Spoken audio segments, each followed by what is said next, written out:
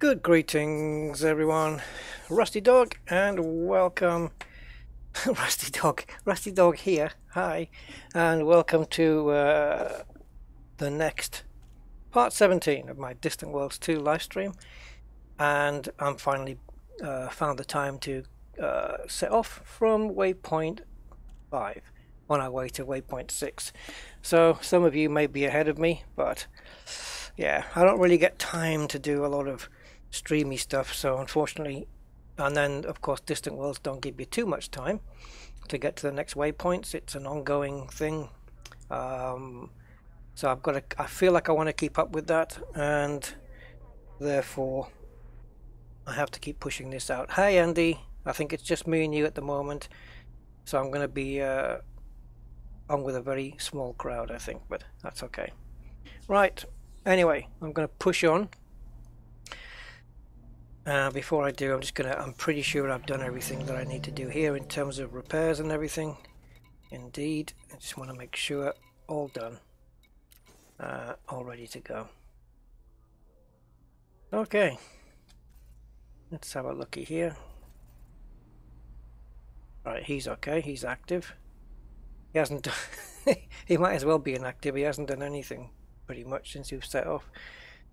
So we're going over to the Polo Harbor, which is directly 6,600 light years, but it can be up to 10,000 light years if we're going to see all of these points of interest on the way, and I think we are. Definitely want to see some of them, and some of the minor POIs sound very interesting. We've got the Jade Ghost Stellar Remnant, Ebony and Ivory, Gardens of Shangri-La, the Gloaming, Fleur de Lis, and the Neutron Nebula. That's only on the minor POIs. The major ones, Fiano, Ocularis, Ocularis Coelum, Ocularis Coelum, which sounds like something you get on your rear end if you sit with VR on for ages. Ocularis Coelum. Anyway, whatever that is. Phosphoron, the Pink Flame Nebula, and Cloverfield Planetary Nebula. Interesting stuff. Oh, so yeah, some of the minor ones. I think, yeah, I'm going to have a look at the distances of some of these minor POIs because they do look cool. And I know that in the, well, let's have a look because I've got pictures of each of them. So I might take a look at the pictures and then decide to go. I'll pick and choose which ones to go to based on how cool they look, I think. So, hi Roger and Kill Bill 770, caught up on the last stream. Oh, good man. Looking forward to hearing about the cartoon. Yeah, that's all done. Yeah, cartoon. Yeah, I got a stage 1 remap on the car. Initially, I'll probably go into that later, but it felt really good at the beginning, but now it kind of feels normal, unless I've just got used to it. But now when I turn the engine off, it makes a loud. Not loud, but it makes a louder noise than it would normally do switching off. I'm not quite sure what that is, but anyway. But yeah, I'm going to put the car on the dyno tomorrow on the rolling road, so I will show you the figures of that when I get it, and we'll see what the actual BHP and torque is. I'm expecting it to have dropped from manufacturer's specs anyway, because it's a, it's a 16-year-old car. But hopefully this remaps put some of it back. We'll see. Right, Alison Pell. Hi, Alison. Some of the waypoints listed on the POI are amazing and well worth it, especially the minor ones. They do sound good, the minor ones, I have to say. I don't know what gets classified as minor and major, really. So you went to Shangri-La, then the Gloaming, which sounds like it's in Scotland somewhere. And Frankie Jazz. Hi, Frankie Jazz, 24/7. A few Earth likes and terraformables. Right. Well, the first one on the major, if we can call them that, major POI list is is that one. And that is... Oh, look, we're into a new sector. Oh, no. We did go into a new sector. We went into Odin's Hold, and now we're back in Norma's Arm again. Oh, now this... Yeah, I've seen this before. This is very similar. We've been to a nebula like this already. And I believe it had a neutron star in the beginning of... in the middle of it.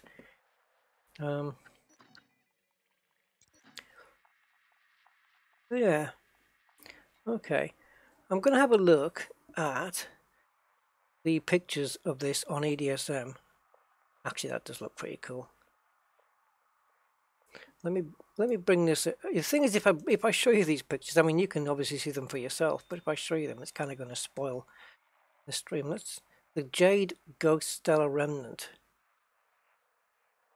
Now that looks exactly like the Bullet Nebula that we saw. That blue one with the green middle, it's exactly the same. This is the one we went to. That is the 213 light years away from Polar Harbor. We've been there. I'm sure that was the Bullet. Oh, maybe not. No. Yeah, we've been there. We've been there. Good, I can knock that one off the list. Let's have a look at Ebony and Ivory, and let's see if it plays together in perfect harmony, whatever it is. Ebony and Ivory. Oh, I see. I see what this is. Ebony and Ivory, yeah, makes sense. A black hole and a neutron star by the looks of it. Yeah. That looks dangerous. The entry point of this can be hazardous, as it's possible to hypercruise through one of the neutron jets when exiting the hyperspace sequence. Explorers beware. Oh, well, we've got to go there then. Gotta go there if there's risk involved. And the Gardens of Shangri-La. Wow. Something in space being called a garden. Planetary nebula with a lava planet and an Earth-like moon. Okay, I know you can't see what I'm looking at the moment, but it's just for me to decide which one I'm going to go to first.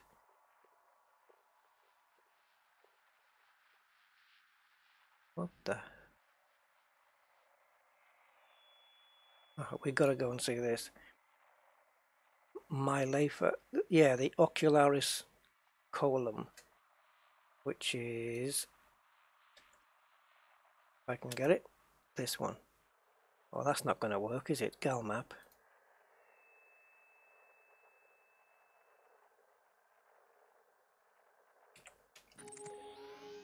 Let's go here, I think.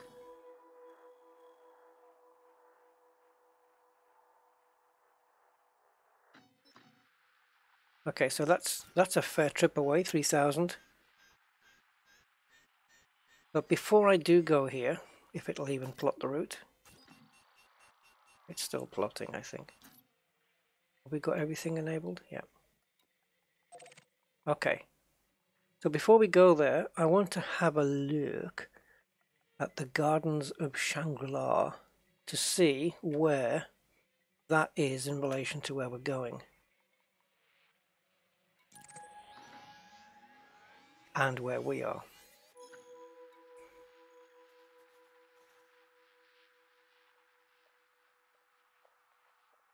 What?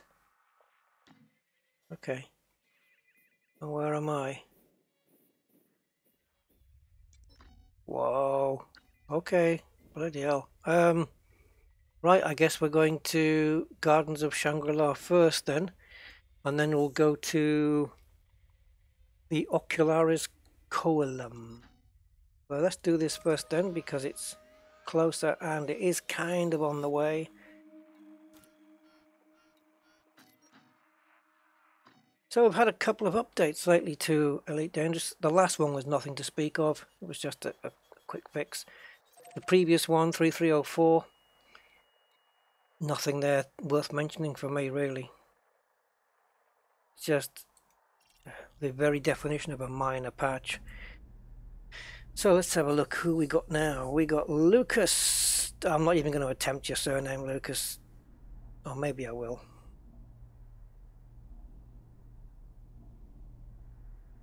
No, I'm not. Because the way I'm going to make that sound is going to sound weird. No. Hi, Lucas. Yeah, this could be the last station for a while, Andy. I'm not sure there's any on this next. Wait a minute though. When we arrive at Waypoint 6, there is a base camp. There is a base camp in the Alorus Ravine. So yeah, whether you guys can tell me whether that's anything where we can land at, I guess so. Alan Beaumont and Jeff Hawk. Hi guys. Okay, let's get underway. I don't have a lot of time these days. So much going on now.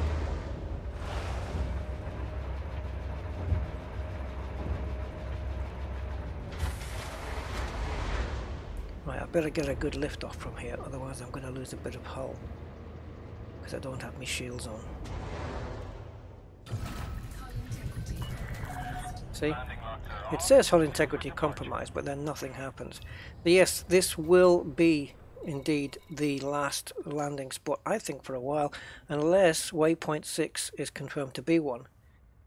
Oh, okay. No, so we are getting a station at least at Waypoint 7. Okay, that's good to know anyway. Right, off we go into the wild black yonder. And we're going to go straight up and out. And how many jumps is this? 23. Right, goodbye Polo Harbour. On to the Gardens of... I'm going to miss out Ebony and Ivory. It sounds really nice, but I think it's just called that because there's a black hole and a neutron star. So that would be a good reason for that. The Jade Ghost Stellar Remnant, pretty sure that's where we last went before I stopped the last live stream. Otherwise it's a clone of it. I'm pretty sure it's the same one. Oh, here we go, straight away. So you think this is 23 jumps including neutron star scooping, and straight away we're into one. So you can well imagine. Oh, that's it. Alright, let's get going. Let's start destroying the FSD. Slowly but surely. Just going to pitch up some, just a little bit beyond 90 degrees. And I want to get right into this stream, so I want a bit of an angle. That's nice. Alright, in you go. Just on the edge, I can feel the ship shaking. Well, not feel it, but I saw the ship shaking. Come on. Warning. Frameshift drive operating beyond safety limits. It's wanting to push me out now. Frameshift drive supercharged. There we go. Come on, out we go.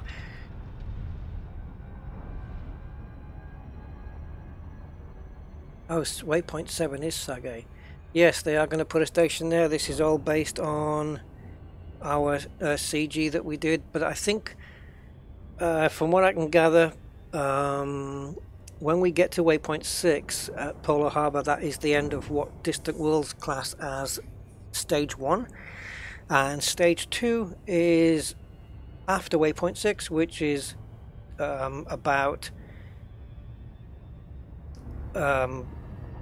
building or getting that station built, and also seeing what new wonders there are in the depths of the galaxy as we go further and further in. And of course Sagittarius A will mark, it won't even mark the halfway point. It only marks the halfway point if you're coming from the other rim, the other rim, and we're not doing that, so it's not even halfway. Wasp, hey Wasp, how you doing, my man? You made a stream, yeah. Been catching up on my old ones, but it takes a long time. I know, I do apologise. time goes by really quickly. It's because we're warping space here with all these, you know, with the super cruise and everything. We're warping space and time. So to you, a stream is like 4 hours. To me, it's like 35 minutes. It's the way it is. We're just bending space and time here, so. Yeah. Here we go. You know, I can only do so many of these before I'm going to need to refuel, so I have to be quite careful. This is the thing, when you're on a neutron highway, you still need to keep tabs on your fuel tank, otherwise you're going to be in some serious trouble. Well, this looks good. Some water wells here.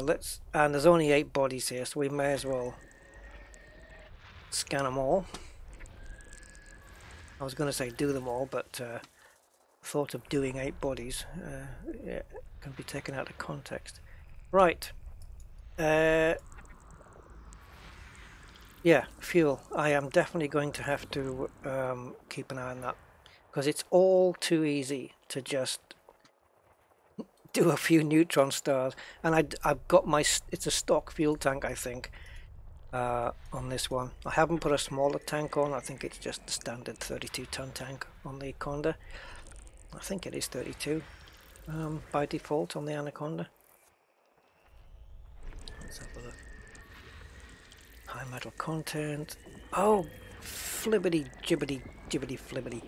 I meant to run Captain's Log and I have forgotten to do that. Hold on.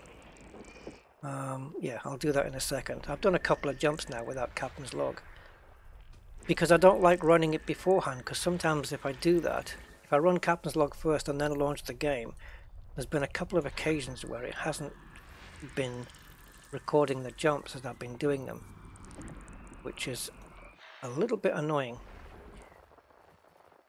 But it's okay, we've only made a couple of jumps, so I'm not really too bothered about it. It's not going to tell us anything about this system though. Alright, so let me get Captain Slog up and running. It should be popping up onto your screen any moment. Here it comes. And let it just filter through. 633 jumps, of course that's incorrect now, we've done more. And just filter that through at the top. And there it is. And it should turn to the widget. There it is. Done it. Okie dokie.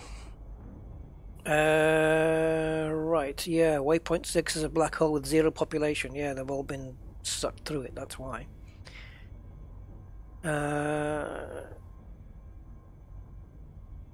8 hours? I don't do 8 hours stream. I've done a couple of 7 hours streams. I don't think I've ever done a stream that's 6 hours something. Have I? They've either been 4, 5 or 7. I'm not sure if I've ever done a 6. Yes, if you, yeah, that's it. Watch it in Super Cruise. It'll be over a lot quicker. If you need fuel, my beluga's in the region. I'm a registered fuel rat. Oh, nice one, Alison. Cool. Commander Marcus Surra of Hyperion. Hello. Just seen you log on. Not much game time available to me at the moment. Yeah, same here. I will get the kettle on, which is something I should have done before I started. I've not had a cup of tea all day. Found a tiny orange. Oh, a tiny orange nebula en route. A tiny orange nebula. Maybe worth a look for next door. From next door. Okay, from next door. Okay, so it's near where we're going, is it? The Shangri-La thing. Yeah, if it's nearby Shangri-La, we'll definitely pop in and have a look at that. Alright, Kill Bill. Yeah, starting at the beginning of your work days. Well, that's cool. Just don't get caught, and if you do, don't sue me. Unless, of course, you're the boss. In which case, it's just fine. So don't forget, guys, this Friday, 7 PM game time, UTC, GMT. 7 p.m. on Friday, I am being interviewed on distant radio. So I believe there's going to be a YouTube stream of that. I'm probably going to be streaming it myself as well. There'll be no gameplay. There'll be no gameplay, so obviously, because I'll be getting interviewed. It's going to be on Twitch as well. And of course, you can tune in to distant radio itself to hear that. So I don't know what's coming from that, but we'll see. I think people get to ask questions, so it could be anything. What's the average number of times you clear your throat in a live stream? Warning to all on final jump. The black hole does not give you much notice. What's the final jump? You mean the one into Waypoint 6? I've got quite a way to go. Alright, we can refuel here, so let's do that.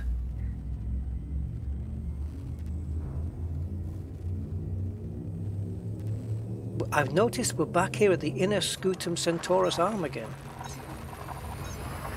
Yeah, because we were up in Nora's arm, weren't we? Okay, I will take... Yes, you know what? I've heard there's a few things bugged around Waypoint 6. Apparently there's a... the planet there or something. They have... let me see now. They have cliffs or something that are like 10 kilometers deep, which of course you know I'm going to be going there. And people are having really issues when they're recalling their ships, because the NPCs are having serious trouble getting the ship landed without blowing it up. So, or at least without a lot of damage. Let's say that. So yeah, there's apparently it's been marked down as a bug or something. I don't know. Just something I read earlier today, and we're gonna. It looks like between here and Waypoint 6, there's a few places we're gonna have to be a little bit careful of. Yeah.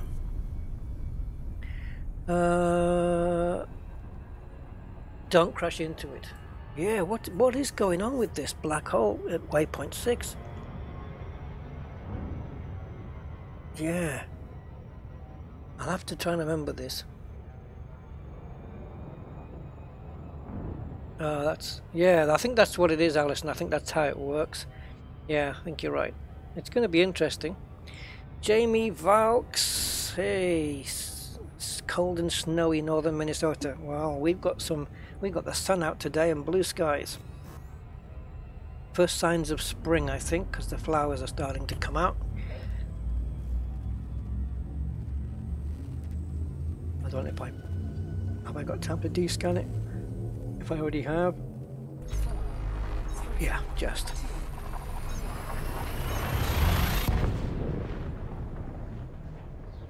Yeah, I think a lot of people do that Kill Bill now, where they just have some noise going on in the background just to take away the monotony of, especially office jobs. I know that the last place I worked at was the same. Got to have the radio on or something in the background. It does ease the monotony. In Japan, they're even cleverer, because they have, not all of them, but there are firms, big companies in Japan that have dogs. So it's actually the company's dog, and it's a stress relief for people in the office. And you can, you're allowed, I think, 30 minutes a day or something. Is it 30 minutes? I can't remember. Maybe not a day. That seemed excessive. Yeah, but you're allowed to take the dog out for a walk to de-stress. So you can imagine what kind of job it is if you need a dog around. But dogs are a natural de-stressor anyway, so I think it's genius that they do that. I wonder who has to clean up. Right.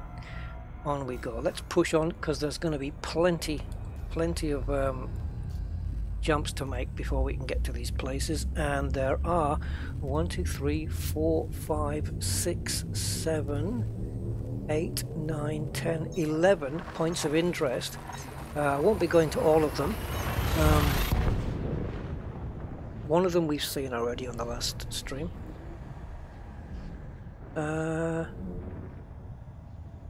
Yeah, so yeah, that's a lot of ground to cover. And the next waypoint is going to be on the 24th, which I presume is this Sunday.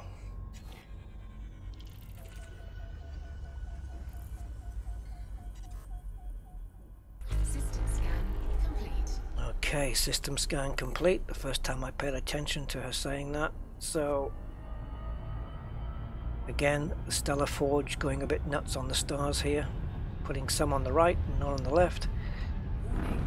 Frameshift drive operating beyond safety Oops, I limits. think I might have just steered the wrong way out of that. Damn it, I did.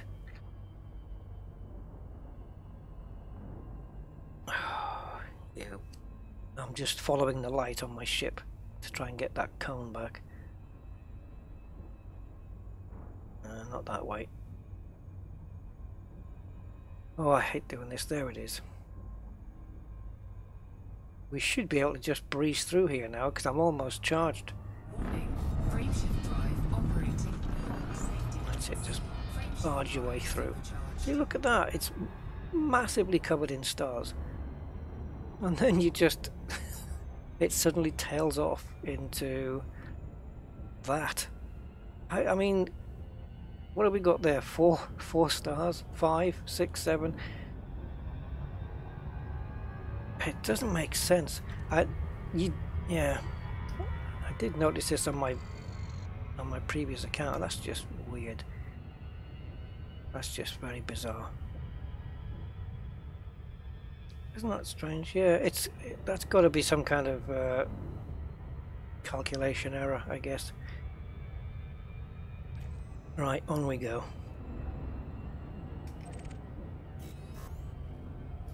Sir Macy and Douglas Campbell. Hey guys, welcome to the stream.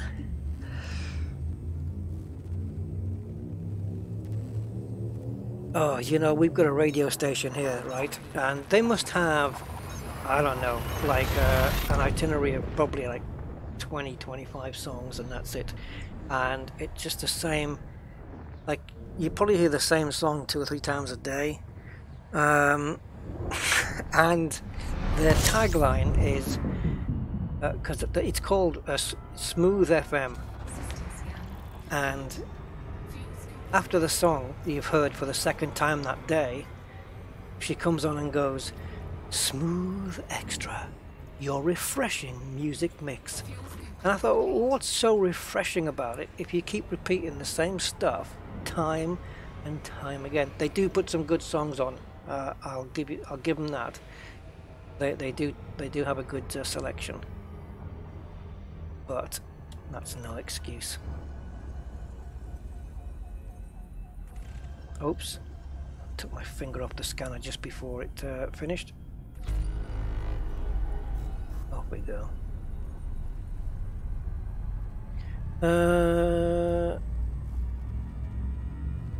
Oh, so Douglas also in Minnesota, Pine City. I've just created a third commander, yeah, like me. Fitted an Orca up. Already at Orca. As I have never done this before, but no, you're not. I don't think you are too late to join Distant Worlds at all. I'm pretty sure they are still signing people up. As long as you've got a decent jump range and you think you can catch up, you may have to miss out a few points of interest, but you don't necessarily have to miss out all. And I don't think there's any particular rush. You know, you can be tagging on the rear and slowly catching up throughout the entirety of Distant Worlds. I'm pretty sure if you wanted to. Oh, it is closed. Oh, what a shame. I think they should allow people whenever they, you know, at least up until halfway. Beyond safety limits. Because some people, like if I pop in and say, okay, I'm a latecomer, I've got a 75 light year jump range, I'm going to start catching up to people with a lot less jump range than me. Yeah, Maybe they'll let you in. I mean, I don't see any reason at this stage why not. I don't see really why not. Yeah. Oh, it said no more can join. Well, I tell you what though, it doesn't stop you coming along. You don't have to be officially part of Distant Worlds 2, but the information is out there on the website and you can still follow the route if you wanted to. And it's, you know, it's a hell of an experience. Obviously it means you probably won't be into the FleetCom private group or anything, but I guess you could do it.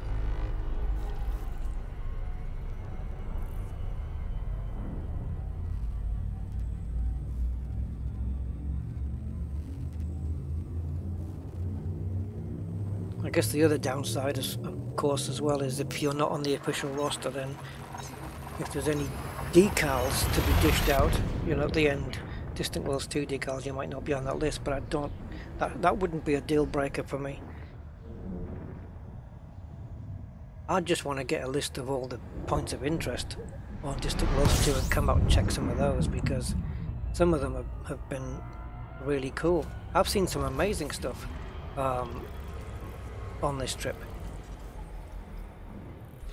I've got so many screenshots, I'm going to need another hard drive.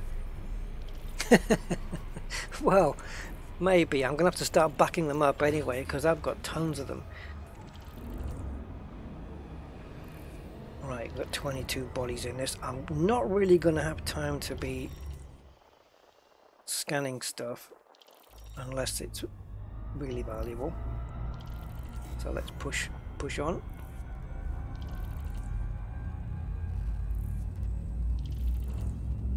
Well, I hope they do get the decals out to everybody that's on and they don't miss people out.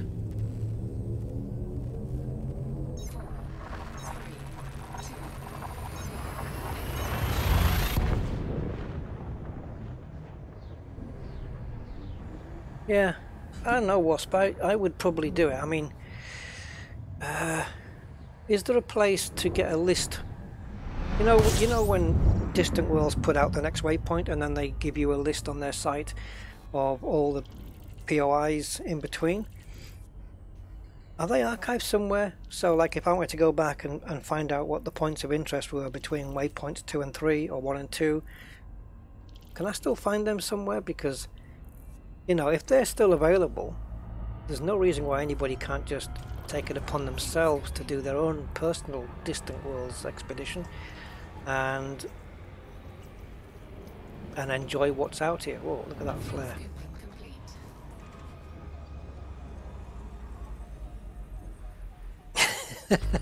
Well, FleetCom, Thor isn't a group anyway. Thor's a squadron, so you're okay there. Solo's not a group, that's because it's solo. But I know what you mean, yeah. Sometimes it's... Well, for me, I'm always in FleetCom. But otherwise, if there's any other reasons not to be, I'll be in Rusty Dog. All archived in the forums.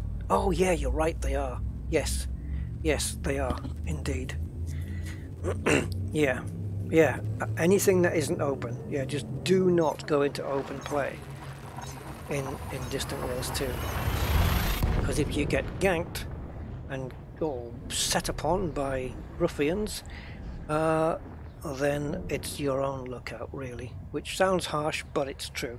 Everyone knows the dangers of open play, and if you risk that and get blown up and lose all your data, because that's what's more important, really. If you're in between waypoints or whatever, I guess if you haven't cashed in for a while, it's my data is probably more has more worth to me than a ship rebuy, because a ship rebuy for me is easy.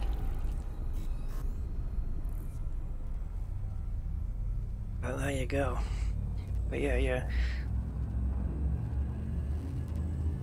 Hey, Privet from Russia, hi.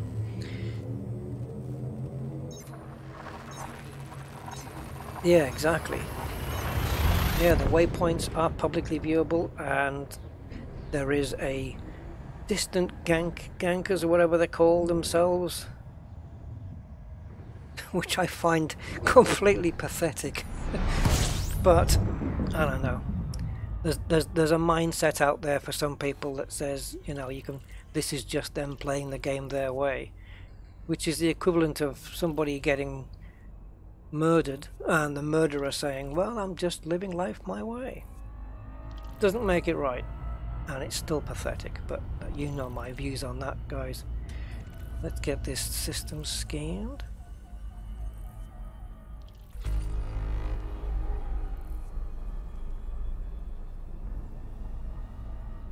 I think it's because they must be low on targets in the bubble, because everybody else has been well, not everybody, but a lot of players have been put off being in open because of the gankers. They're self-destructing their own gameplay, essentially, because the more they gank, the more moves away from open, the less targets they've got, so they should thin it out a little bit. Am I lighting up the right way? Here we go. I hate it when it doesn't supercharge first go, because doing that turnaround to get the next one, and you know what the pitch rate is like on an Anaconda, it's terrible. Where is this damn thing? Oh, you're over there. Okay. I was trying to go by the light on the dash. There we go. Ah yes, flying into the stream from the outside in. My favourite. There we go, that's all I needed. Jeez.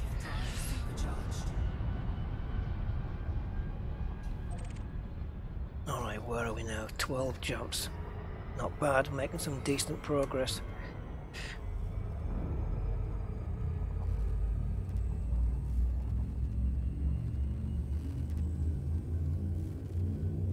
Losing a trained pilot. Well, yeah, exactly. That's another big thing. If you've had a pilot out, I don't think a lot of people would though, really, would they? I mean, yeah, people, like I have brought along a ship launch fighter, but I've only used it once.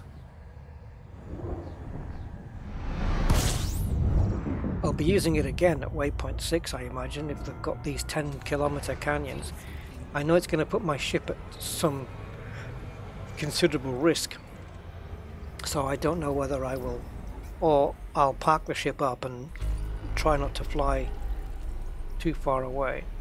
Oh, actually no, it's when you're out in the SRV that you're putting the ship at risk, isn't it?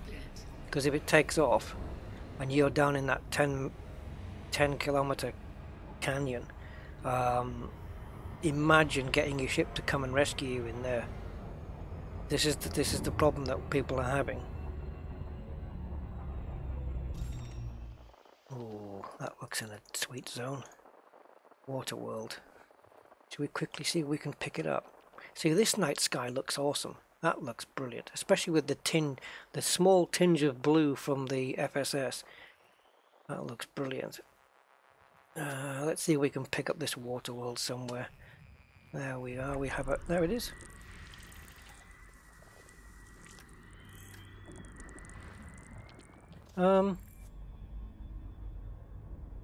Dare I even ask what's happened to Captain's log?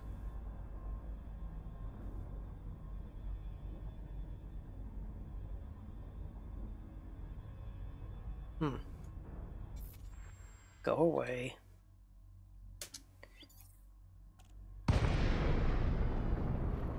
Wow, I'm glad I was powered down. Okay. I would have lost some hull there. And yes, I would have gone back. What's happened to Captain's log? When did that go off? What the hell is going on with this? It's not recorded a single... Everything I've done today has not been recorded.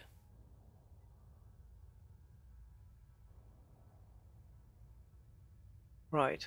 If that goes off on the top, guys, just spam me messages in capital letters to let me know in case I don't see it. Jesus. Right, so none of that information up the top is correct, and it will not be until Cannot comply. I make this jump.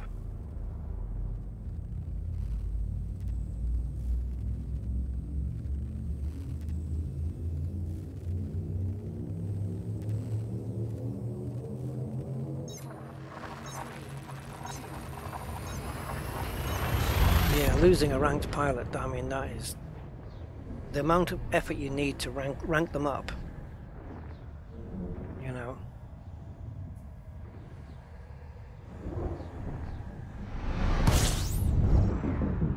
All right. Oh, sugaring Jehoshaphat's. There we go. So yeah, distance to Sol shot up to 19,000 light years now.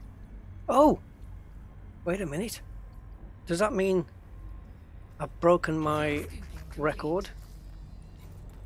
18,610 I think is my record, or 18,160, something like that. Does that mean I've finally ventured out further than ever before now? Yes, that has changed. Max distance from start, 18,729. Alright, so now I'm building on that distance now. Finally, I am further out than I've ever been in the Rusty Dog account. Not bad. Onward we push then.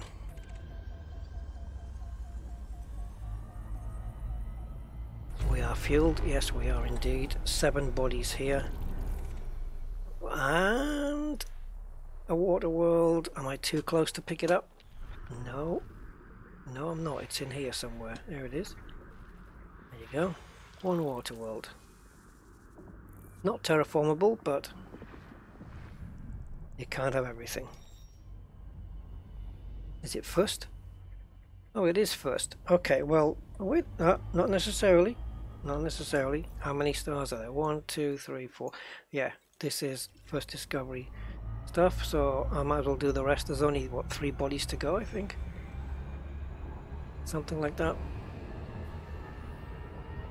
Just head towards here anyway.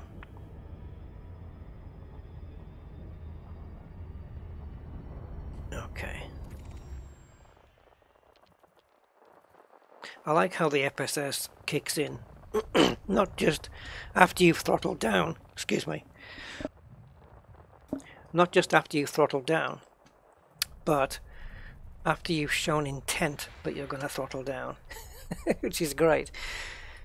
You press the throttle to 0% button, and then it lets you in because you've shown intent that your ship is now slowing down. It doesn't wait until you've slowed down to the minimum throttle and then go in, which is good because it does now save some time.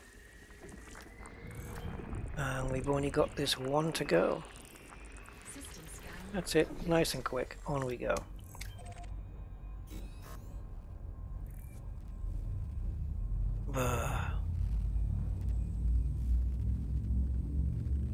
Thank you, Andy, for sorting that out.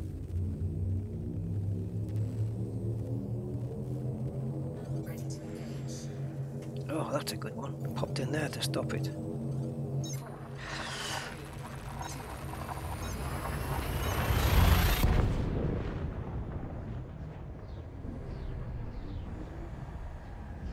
Yeah, I think if it wasn't for the fact that Distant Worlds guys, the organisers, put these points of interest up, I'd probably have been a lot more bored by now. I'm not saying I am bored. I'm not. I'm quite enjoying this. But I'm not sure. In anyone here go on Distant Worlds 1? And do you know if they had these points of interest? Because somebody would have had to have been out there first to even know they were there. They must have had some, I guess, and I'm guessing there's even more now than before. And there is the flip side of that, though, isn't there? If you don't have points of interest and they just say go from here to here, then it's kind of up to you to discover some new cool stuff for yourself, which probably would take quite a bit longer. I don't know. Let's hope that water world's not behind there, eh? Otherwise I might just sacrifice it to the gods of first discoveries. Yeah. Let's see if we can get out of this. Yeah, it would be another water world first. Well, I'm going to grab it because it might be terraformable.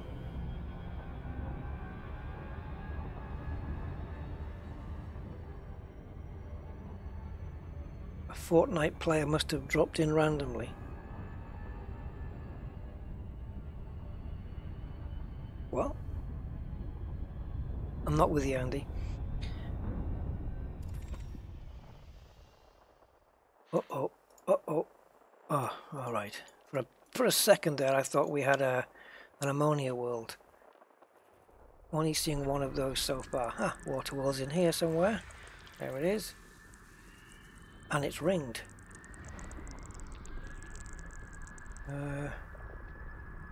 Nothing really here other than that. Gas giants and their respective moons, really. Let's take a look at this thing. Ringed water world there, just floating happily.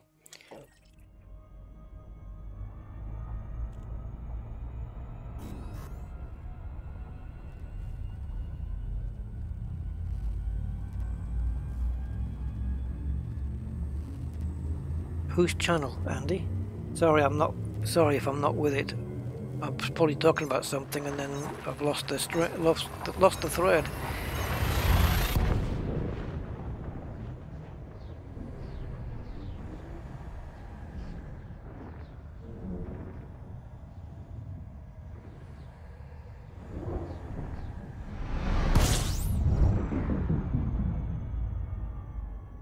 Oh, gotcha. Well, I'm with you now. Fortnite player.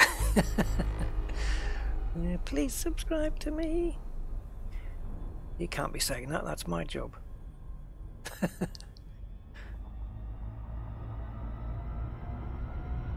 Right, in we go. Let's scan the system while we're doing it, because we can multitask, can't we, guys? Warning.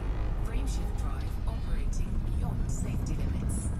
Yeah, I think where I'm going wrong here, guys. Oh, I've got it. But I think where I'm going wrong with the supercharging is that when I enter the jet cone, I'm doing it too far close to the tip. And when I'm inside, it's hard to see the jet cone because it's so thinned out. So it's difficult to know which way to maneuver the ship, where if you're in the thick of it, it's a lot easier to see. I think that's the reason why I'm dropping out sometimes a little bit too early.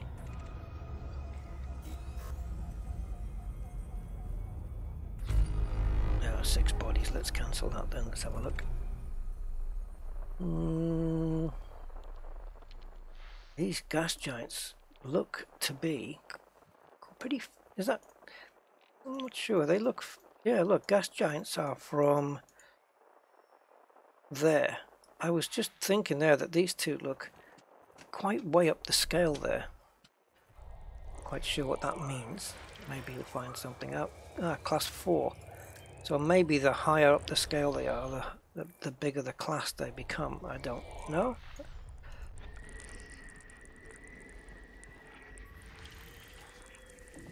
Now that looks like a ringed lava world, but the rings look, at least on here, they look off. I'm pretty sure that's not the case. It's just how it looks on the FSS, which is known for getting things a little bit off when it comes to rings anyway. There we go.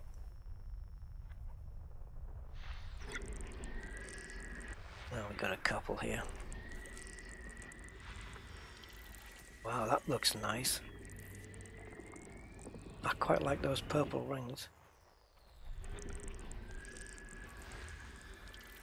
Whoa, this looks like a nice system. I quite like the look of this. Looks a bit different to your normal run-of-the-mill stuff. We'll have a look in the system map. It'd be nice if these are first discoveries though. Let's have a look. Right, so yeah, look at that.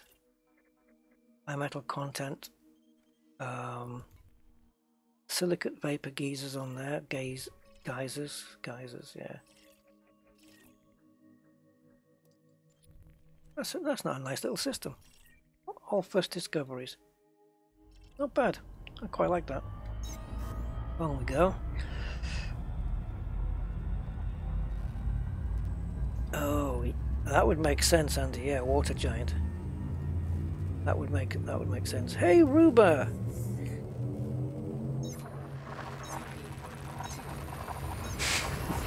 I don't know when I said that.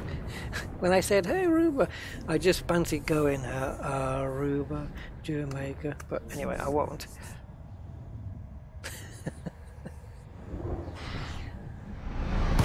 Stuff that pops into my head. Right, we definitely got to scoop from here. 28 bodies.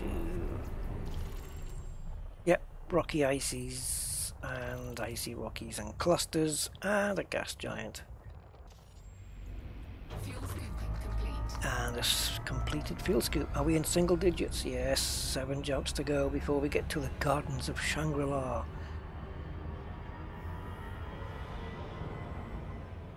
It sounds cool. The Gardens of Shangri-La, somewhere out in deep space.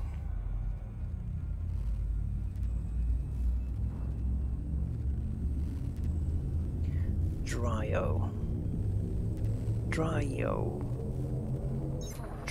fly.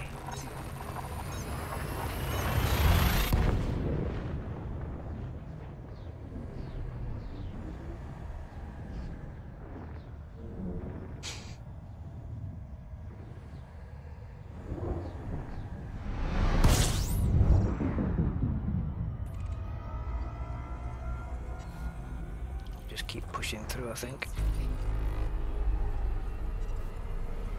15 bodies. You see, when you think how many thousands of players have already passed through, mind you, I say that, I was going to say pass through here, and then you still get, you know, first discoveries, but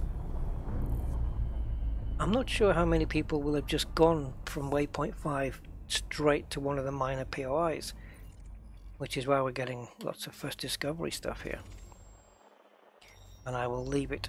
You see, now this is my issue with passive scanning. I'm not going to scan any of this stuff, but anybody who wants to come here now and claim the system for themselves, they can't have it all, because my name's going to be on this if I cash it in, and that's kind of spoiled it for anybody who wants to come along and have this system named for themselves, or first discovered for themselves. But because of passive scanning, it's spoiled the system in a way. But there you go. Frontier don't seem to see that for some reason, or think it's an issue. So on we go.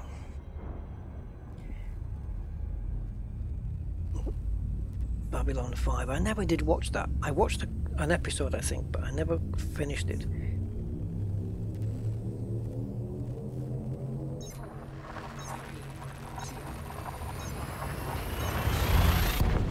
The listed system for the POI is the neutron in the middle. You may want to hop next door to view it.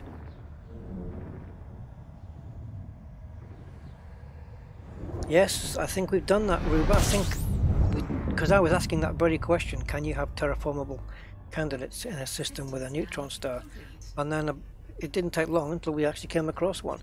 They're not you don't see them every day, so nice find.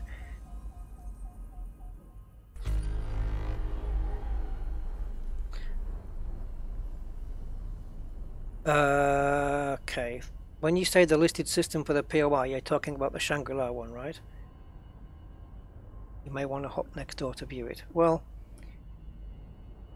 let's get there first, and then we'll see what's what.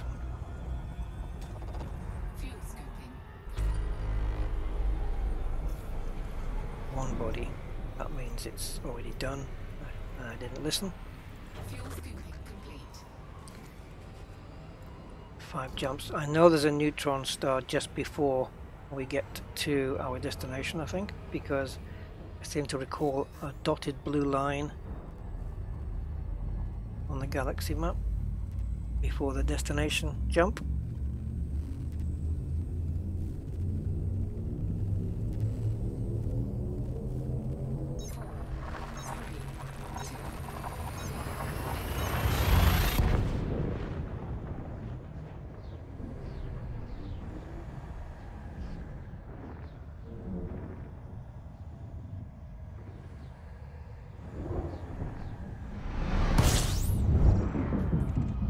Yeah, I have to admit, Aquatic, the minor POIs do look enticing, just going by the names.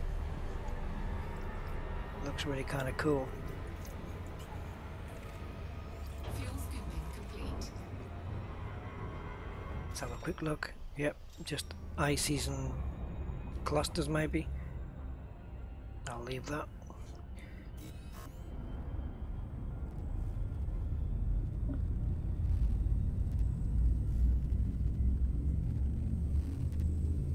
Ah, look, we're in Odin's Hold now. Odin's Hold sector.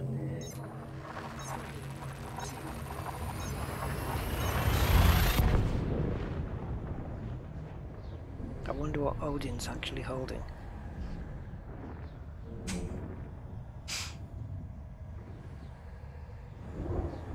Let's take a look. Let's just take a quick look where we are here, because we've just crossed into a new sector by the looks of things. Let's go right up. Oh, okay. Perhaps not then. So this is all Odin's Hold, this sector, I would imagine.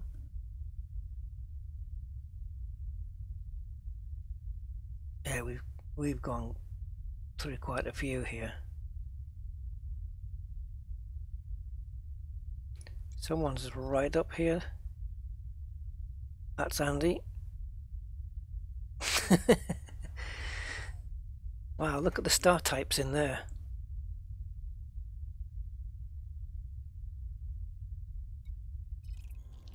We're 8,000 light years apart, I think, Andy.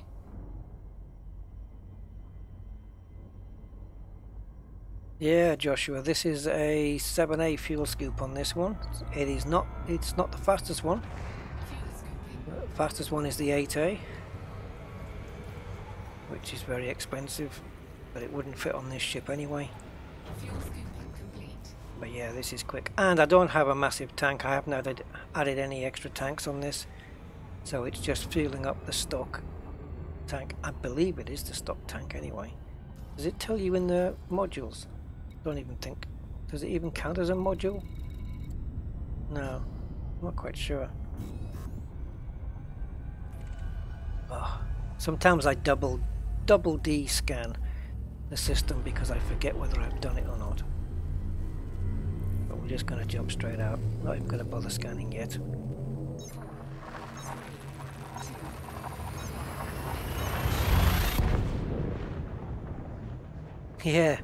Yeah, we'll be meeting up at some point, Andy. That's for sure. If you're hanging around, I think if not this Sunday, then next Sunday, because we'll be at Sagittarius A,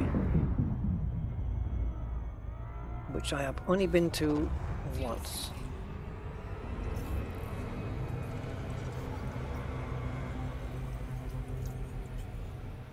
Fuel scooping complete. 3 bodies, and did it say that was everything?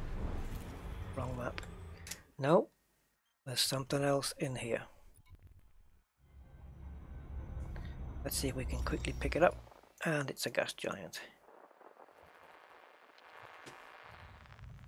Hopefully it's not behind there. There it is. System scan. Class 3. Again, we've got this weird star map thing going on here. Really bizarre.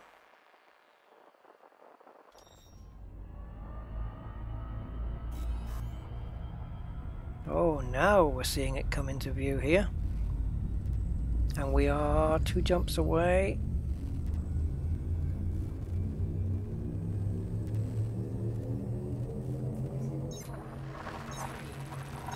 Yeah, no shields. I do have them.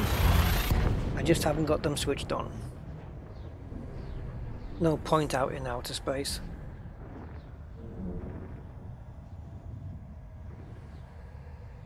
Yeah, I think I am. I'm pretty sure I am stuck, Alison. Pretty sure I'm stuck.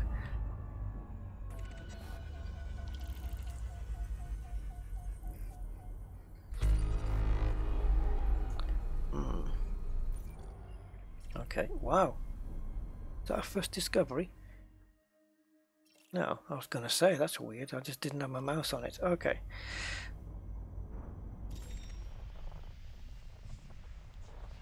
Yeah, because I've got a feeling that anything around here is going to be already discovered. So we got a class 4. And... man, I need some physio. My shoulders are aching. System scan complete. There we go. And another ringed larvae thing. Right. So, I don't want to get right into the tip of this thing because that's where I make my life difficult by having to do it twice. So I'm going to see if I can get in here, and as I get close then I'll tip it up. Here we go. This is better. Much easier to see now. I can see what I'm supposed to point the ship. Yay. It knocked me out there though. Whoa. Hey, the subscription thing's working. Commander Bouncy Stickman. Hey, Commander Bouncy Stickman. I like that name.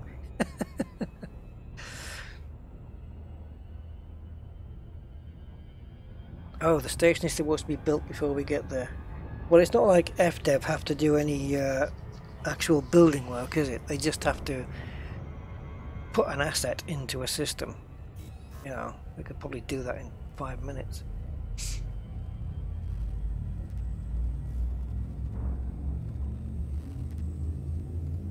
Right, here we go. Shields up. No, I don't know. Yeah, somebody will be there and it'll pop into existence where their ship is and blow them up.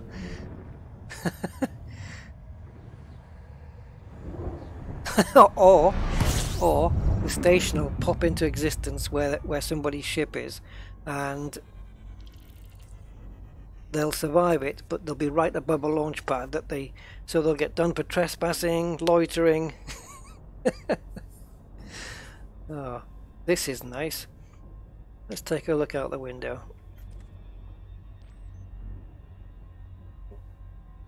Yeah, that is nice. So this is the Gardens of Shangri-La that we've already arrived at. Didn't take too long. Ah, that's very nice. This, considering yeah, this is a bright nebula considering some of the ones I've seen, especially when we're right next to a neutron star like this.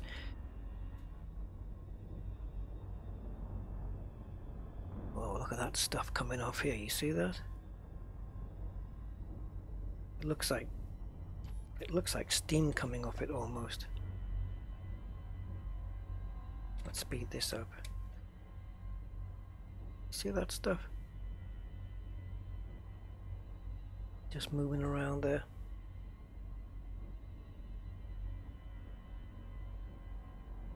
That's got some big arms.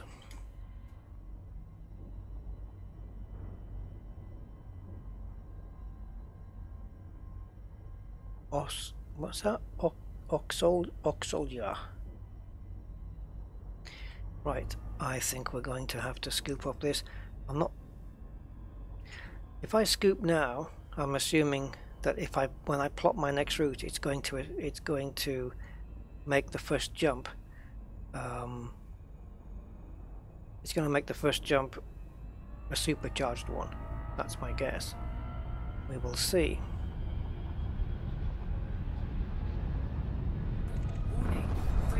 I'm even doing a D-scan while I'm doing this. Multitasking. Because they said we can't. 30 bodies in this system. and I think they'll have already been discovered anyway. Let's have a look. Yes, here we are. Ooh, that's a weird thing.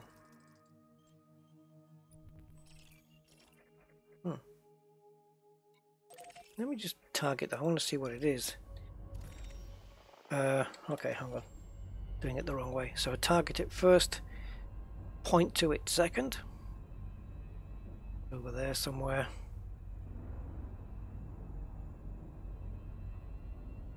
And then go into the FSS, and it should be right in front of us.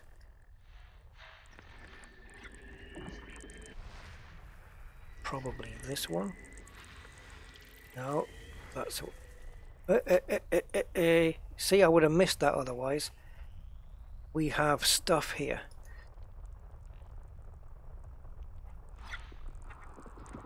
There you are.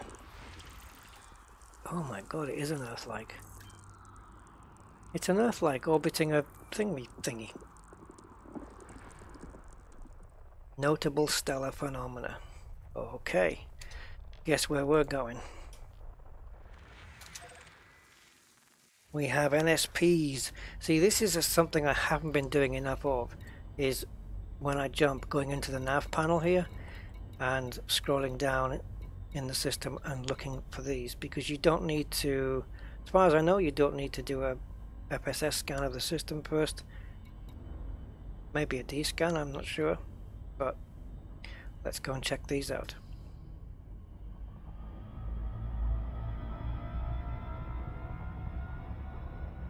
Not come across any NSPs for a long time. It's been a while, I think, since we've come across these. They're generally just these anomalies with a Lagrange cloud accompanying it. But inside a nebula as well. It's going to be pretty cool. Hey, Wolf No Zombie Gaming. How you doing? Having a good day, man? Oh yeah, we're turning purple here. We've changed color. Yeah, we changed color now. Yeah, we've gone purple and the blues. Nice. I like this nebula. This is cool. I do like the colors of this one. And it's a big one too, she said. Ignore me, I don't know why I said that. Right. Look, this is pretend VR.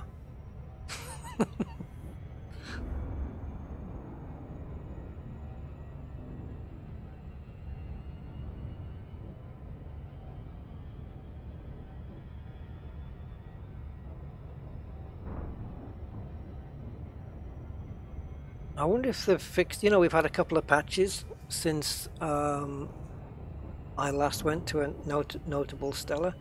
So I wonder if that bug's been fixed, where whenever you drop in on one of these, you're always light seconds away and you have to drop in again. See, there's two here very close to each other. Well, let's see what happens when it asks me to disengage. See if we get straight in or not.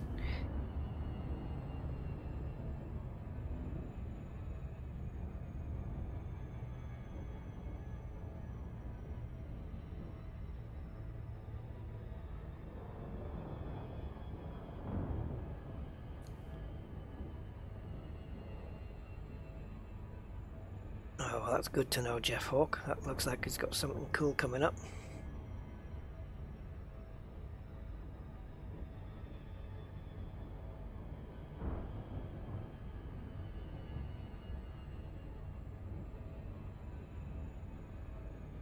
Almost there, 10 light seconds and then into the megameters.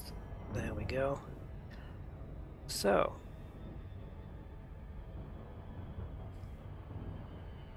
let's see what we got. Are we in?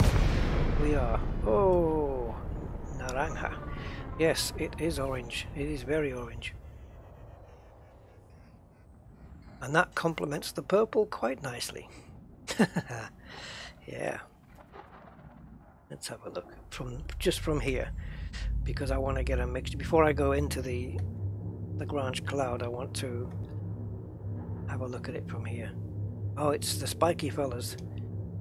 The return of the spiky dudes. Okay. Oops. Let's see, now I've gone too far now. Where's my zoom? 1. There we go. I'm happy with that. Yeah. Oh, yes! Did you guys see that? That's the first time I've seen the lightning. All right.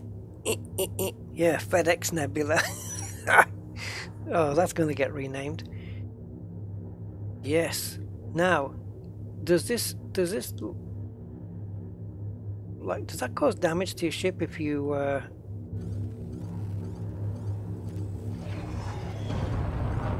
we go. It kills your ship launch fighter, does it? Oh, what have I done? I didn't want to do that. Yes, ZZ Top. I know. I always think of them when I come to these things.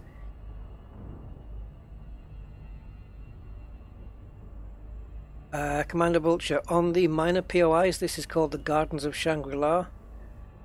The system is on the bottom left of my screen. We're just surrounding planet number 7, I think, which hence the 7 on the end.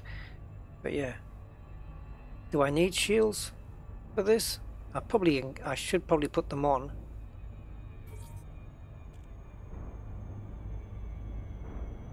Yes, I have disengaged. All right. Do not super cruise this time, Rusty boy. Do I need shields for this? Okay. Just in case, eh? Where are we? Here we go. So full pips to shields to get them charged up quickly. And, as if there's not enough orange in this game. Oh, this is super cool. I've been waiting to come across these lightning things for a while. Lightning in Elite Dangerous. Uh-oh. I can feel it. I'm staying here. I'm not moving until my shields are up. I don't trust it. So, while my shields are charging, let's view from the external cam.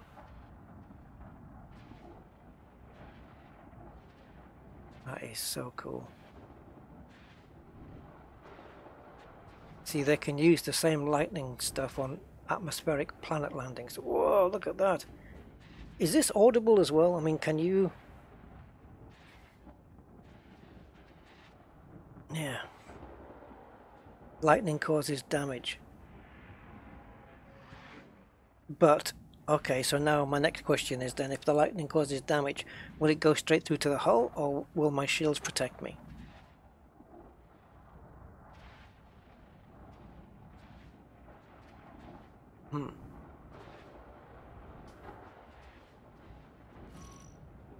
Right, shields are up. Let's go. Let's get right into it. This is neat. Oh, there we go. Luteolum. Lagrange storm. Oh, storm cloud. Lagrange storm cloud. Yeah, look at my ship. I'm not touching anything on the controls. Look at this. It's literally being buffeted about. You see that? That ship normally would be flying just in a straight line, but it's... Look at that, wavering around. I ain't touching anything. No keyboard, no joystick, nothing.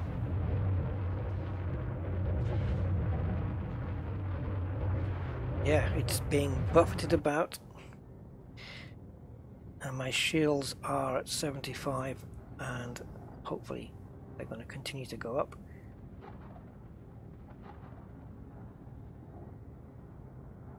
I'm going to turn my volume up a little.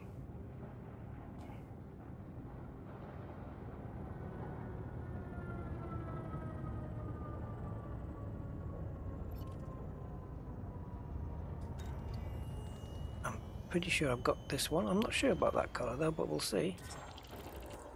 Oh no, it is a new one. No, it isn't. Rubium metallic. Oh, wait a minute though. Rubium metallic. I've come across rubium before, but metallic?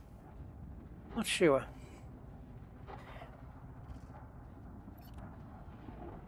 What the hell is that?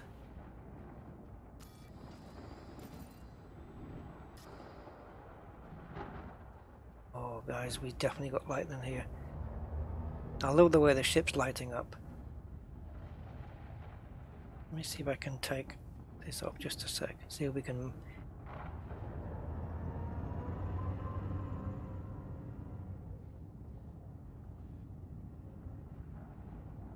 Oh man, I'm trying to stay here till I get hit.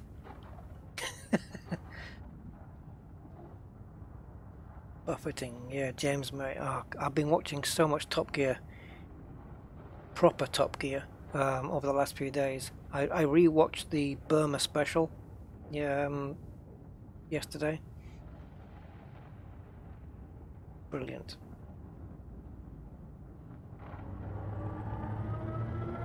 Oh, Kardashian Monk, you haven't played ED since October. Wow, there's a lot happened since then. Thanks for the thanks for that donation, man. Much appreciated. Thank you very much. Oh God, look at that! Yeah, there we go. Haven't played Ed since October. Glad to see you again. Yeah, nice to see you too, man. I remember you from before. You've been here before. I'm pretty sure of that. Seem to remember that name. Oh, look where we're going. Oh, look at the lighting on the ship's hull. How awesome is that? Oh, this is wonderful. I'll be quiet now.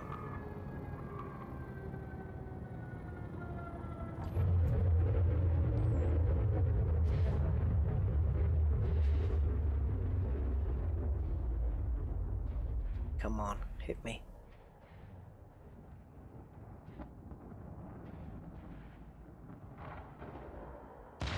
Oh, oh, oh, oh, oh, oh, oh, wow. This is so unlike Elite Dangerous.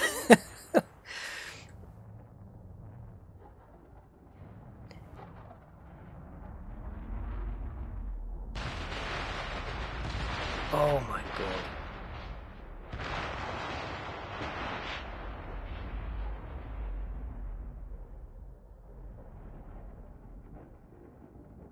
Yeah, I've scanned the spiky stuff, and I've scanned the cloud. The cloud's been scanned, so I think that's everything.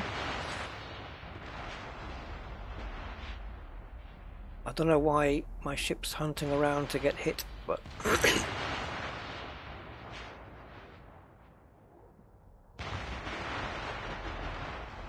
God, I love how that. See, because I've got one of these reflective liveries on there. Oh God, I wish I'd screenshotted that. The bottom of the ship just getting lit up. Nice, isn't it? It was a dark and stormy nebula.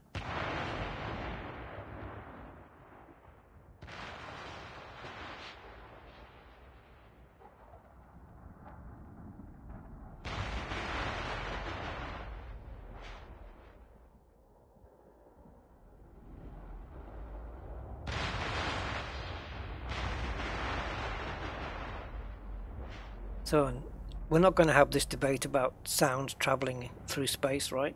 We're not going to do that. We're just going to enjoy what there is.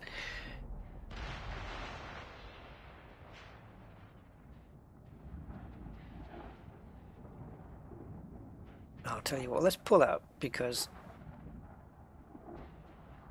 let me see if I can get this.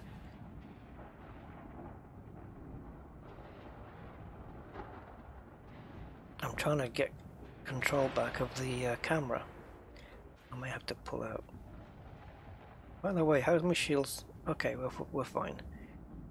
Thankfully, we're fine. Whoa! That is too close. Too close, too close.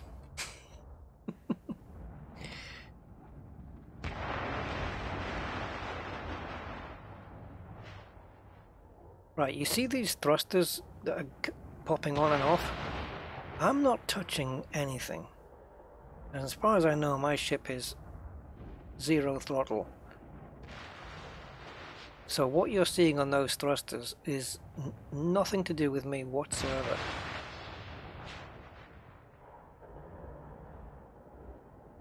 All those adjustments that the ship's making has got to be because it's the flight assist compensating for the fact that the ship's being buffeted about, and that's going to be flight assist compensating there.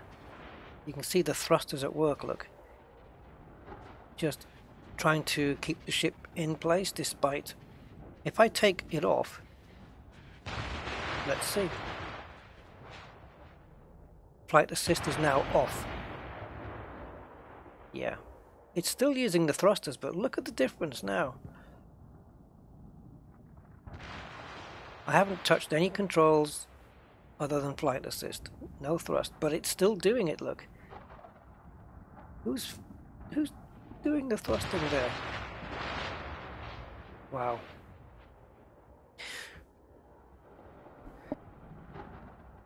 So even with flight assist off, I'm getting some assistance. I'm just going to go inside to confirm. Yep, as you can see, flight assist off. Yep, it is off indeed.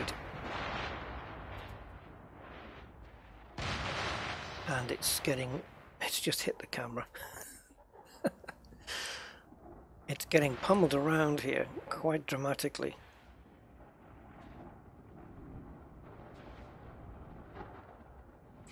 Again, as I said, I'm not touching the keyboard, I'm not touching the joystick. I wonder if getting hit by lightning would kind of push it, you know, like punch it a little bit out the way. Hi. Hello, Anaconda. Kind of lost it now. I'm hoping it's okay. My shields are going down. Look at this. I am losing shields. Oh, glitching. It's glitching. Shields down to 70%, 69%. Look at all the lightning now. Oh, did you see that on the windscreen? My God.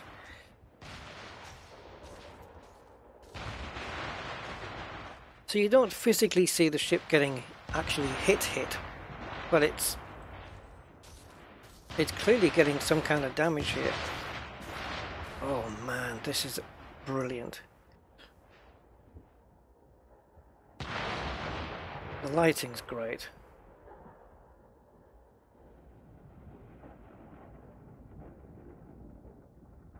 Again, I ain't moving anything. This is purely external camera movement. I'm just trying to pick up a screenshot where I've got a really big, good bolt of lightning, because I want that for my next thumbnail. Yeah, all this movement you see. I'm going to put flight assist back on, I think, and then back off and see if we can stop this movement that we've got here. So flight assist is now on, and I'm going to disengage it again. Man.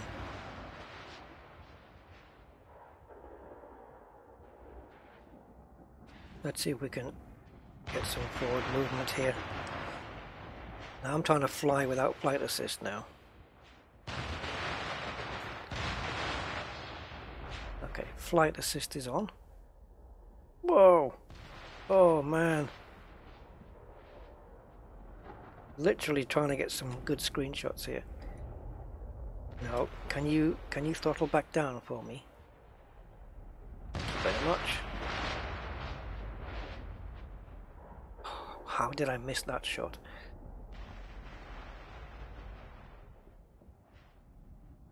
This is how you're going to fill up your hard drive. Come on, backwards.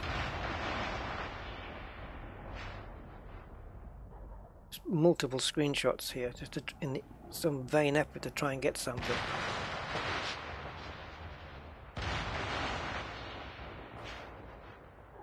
I keep missing it. I'll have to take a freeze frame from the video, possibly. Whoa!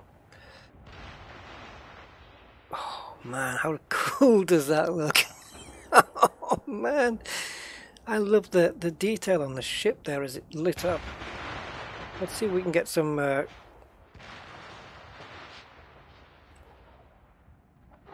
trying to get some camera movement back. It's kind of doing it. There we go.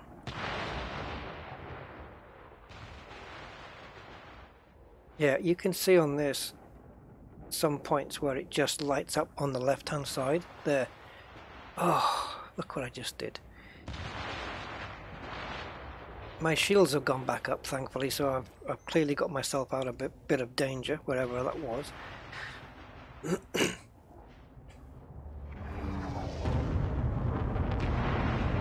Amazing, eh? So there was clearly a pocket there of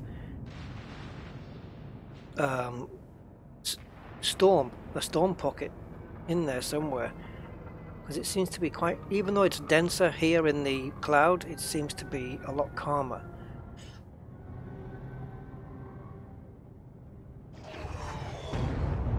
Yeah, it seems that the storm was behind us back here. Look at that, my god.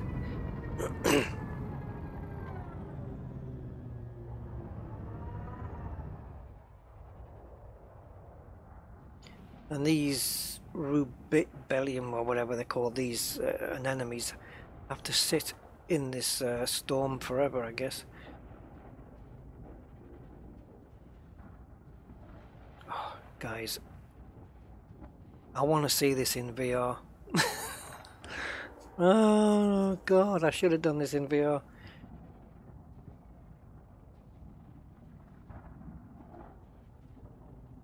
Oh man, that was a big bolt of lightning right there. I wonder how random it all is.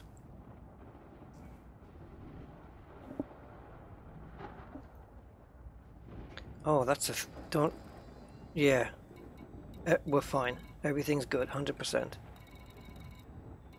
Frameshift drive, that's normal, that's from neutron stars. Yeah, we're good. Hey, Hibiscus, man. I wish there was possibility of encountering something new and dynamic out in space. These POIs are static. Yeah, but I mean, on the other hand, I've not even seen any of these. I've not even seen a lightning Lagrange cloud before. But yeah, it would be good to see that kind of stuff. Yeah, I think you know, if they've already got the lightning stuff going on, there's no reason why this wouldn't be used on stormy atmospheric planets. Clearly Frontier can do this kind of stuff with the game engine. The game engine's obviously powerful enough to do anything that they seem to need to do. Should we check the other one then? Because there's another notable phenomena in here. We should check that out perhaps and see if that is just as bad. Storm-wise, I mean. Oh yeah, hips up. I tell you what, it's nice and dramatic, I have to say. I don't know where I parked my ship before where I was getting all that grief. Actually getting griefed by a Lagrange cloud.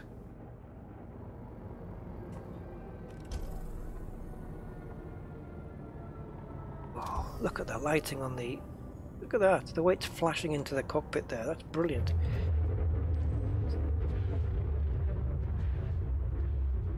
Okay, the ship settled? Okay, so flight assist off.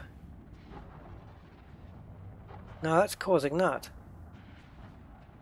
No, flight assist not off yet, wait a minute. Now it is.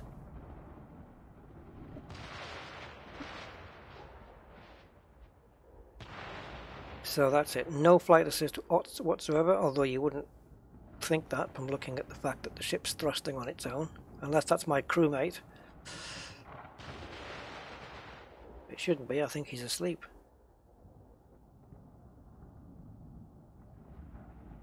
As usual.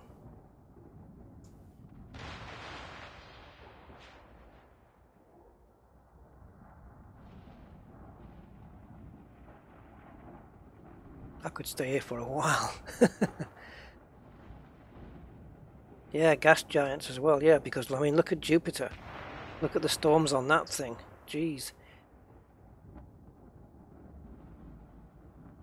The giant red spot is one big storm, isn't it, really? Yeah, I think it's because we're being buffeted about. It's like, almost like it's a windy day kind of thing. I really don't know where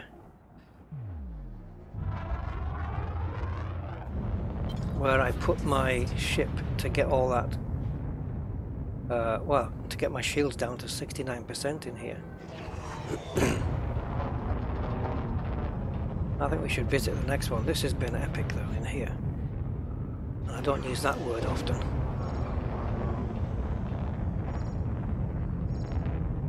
Well done, Frontier. Very nice. Very nice. Whoa, what's this? Use your composition scanner to analyze this object. A K12 type anomaly. Whoa. Okay. What the hell?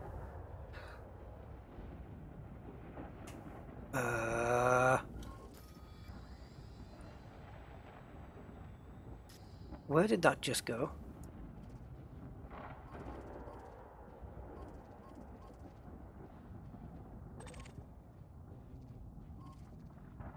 Schnitzels, where did that go?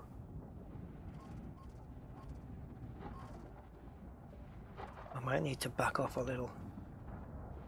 I have to find that again. What the hell was that? Is it moving? I'm still. What the hell is a K12 type anomaly?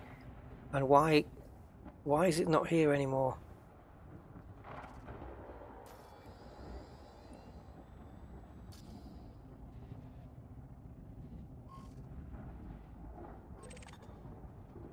Yeah, I think there's a white block for each type. Rubium and prasinum? Prasinum? Where the hell did it go though? Oh, now then, trying to find that thing. It's like a literally needle in a haystack job. K12 type anomaly. Why didn't it stay targeted?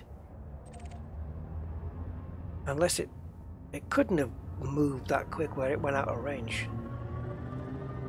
You can't get out of range in Lagrange. Should we stick around, see if we can find it? Or another one like it?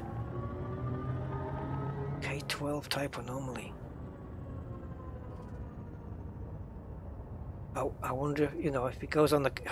have they been on the codex before? Is there one there? Night vision is on. Commander Totally Dead, yeah. I got that on. Yes, it would definitely help to see that thing. No doubt about it.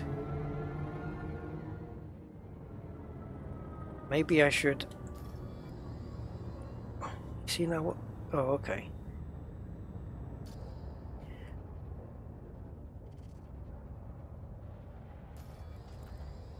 Right. A K12 type anomaly. Am I just going to be like a dog chasing my tail here? Does it stay in here? No, that was something else, wasn't it? Because when I highlighted it, it came up looking like a asteroid cluster thing. On the holographic imaging, it looked like some... Yeah, it's definitely a separate thing in here. And It must have been moving for me to lose track of it so easily. But where the hell do I find another one? I definitely want to do a comp scan on it. Really want to do that. These things are moving.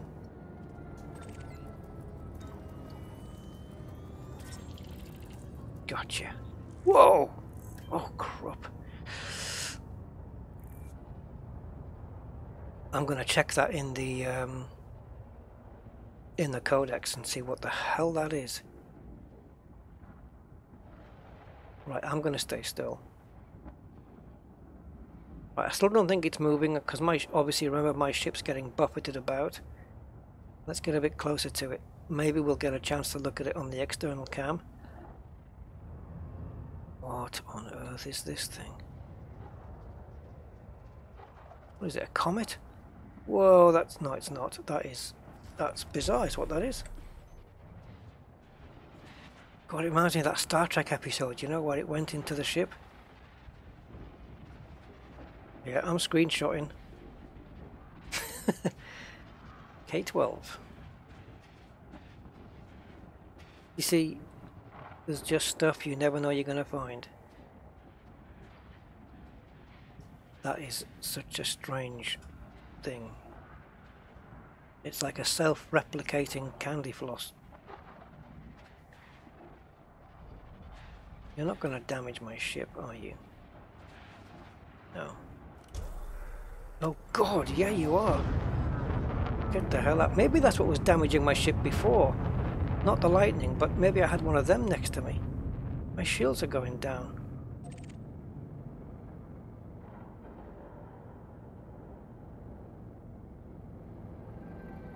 Oh. This is awesome. Whoa! Oh, I tell you what, I love the effect on the ship. That reflective glow on the ship when you get lightning right in front of you, that is brilliant.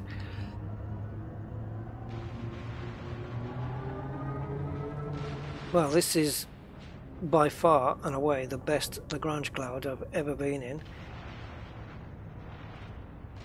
It has drama. It's knocking my shields down, or at least the K12 thing was. Let's see if we can take a quick look at what the hell that is. Excuse the weather. Yes, I can finally say that in Elite Dangerous. Okay, so it's biological, we know that. And it's going to be, there it is, isn't it? The bottom. It's K-type. So this is what, there's also P-type and E-type.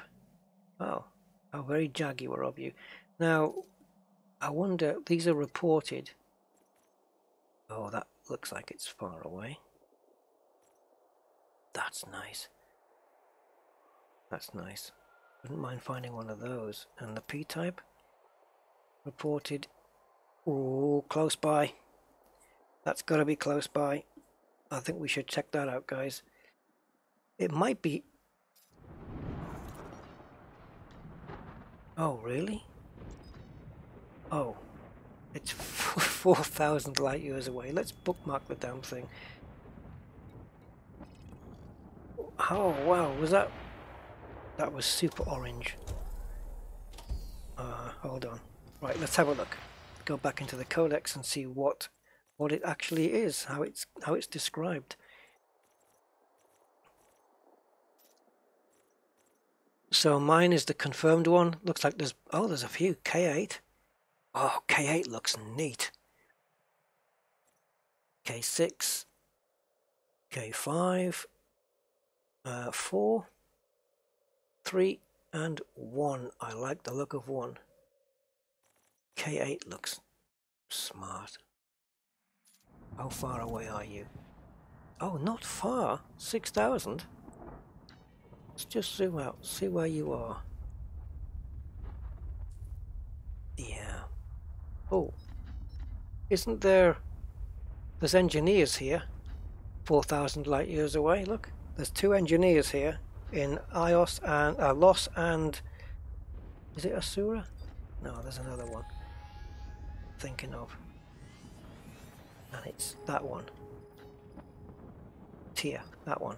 Tier and IOS. So there's engineers here, so that clearly you can land there. Right, sorry. Third time. We'll get there in the end. A range of high energy phenomena characterized by luminous cloud patterns. And the K12 one. A high energy phenomena comprised of a wispy blue core emitting slow moving pulsing clouds. And this one? Same. Comprised of a dull red core emitting slow pulsing clouds. Wow. I tell you what, they have put a lot of extra stuff in 3.3. Wow. Impressed. I'm impressed.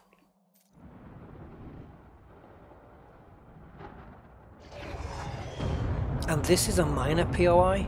Really? This is some of the best stuff I've seen. Oh, taking damage. Why? Is there a thing next to me?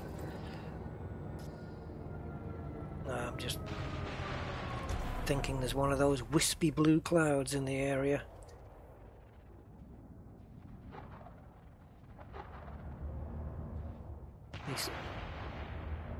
There was two that I came across that was next to one of these spiky guys. I wonder if they hang around near them.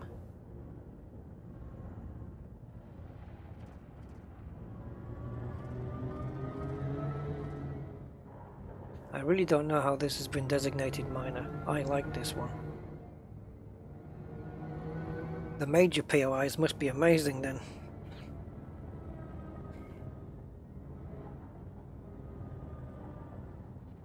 Economical. Wow. That's brave, Andy. I've never done economical. Oh, maybe once when I was desperate to get to a field star. Yeah, years ago. Whoa.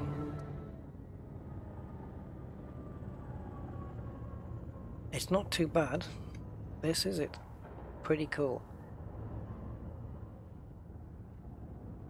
I love the way you see the clouds light up, but there's no lightning directly up in front of you. It's just like how you'd see a storm. Oh god, that was a big one. Well, I'm pretty sure I've got some screenshots of this.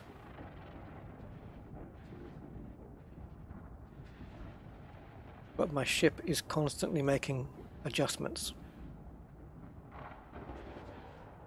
Come on, just give me a really big lightning bolt from somewhere. Dum dum dum dum dum. Come on, flash. Ah, come on, let's do it. Come on, right in front of the ship.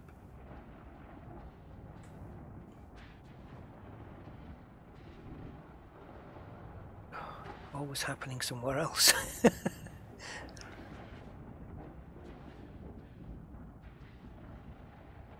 A few seconds ago, the storm must move around or something, because seconds ago I had a load of it in front of me. There you go, cracker. Right, let's go to the other one, because we're not done yet.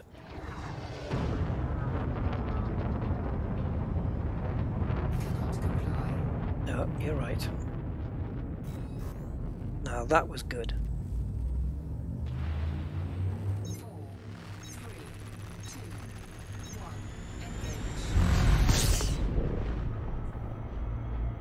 Okay, so now we need to go to this one. Cool system, eh? And it all taking place inside this really nice looking nebula as well.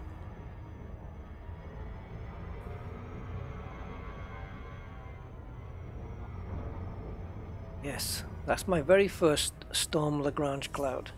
My very first one ever.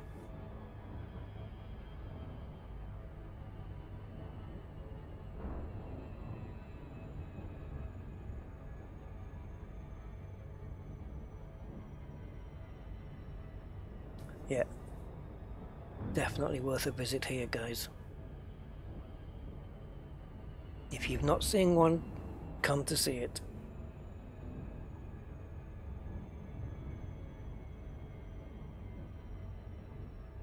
Right, and we did disengage first time. Let's see if it does it again. Indeed. Whoa, brown. Oh, this looks... and it's stormy again. Oh, this looks a mess. Look at the storms in the middle of that one. Unless that was just... oh, buddy. In we go. Composition scanner at the ready.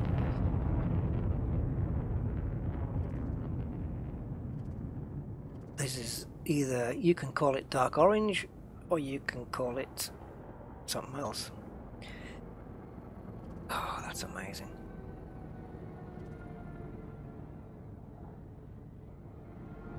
Oh, look at the, you can see the nebula dust or clouds or whatever you want to call it. Look how fast it's moving. No wonder I'm getting buffeted about. Look at this.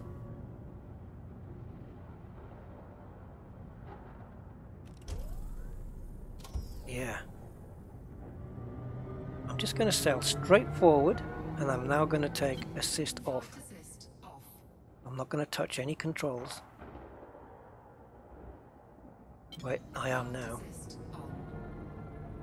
I think we've got those ball things here as well by the looks of it.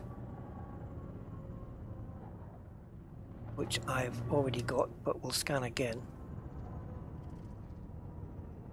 As soon as I get into range of it.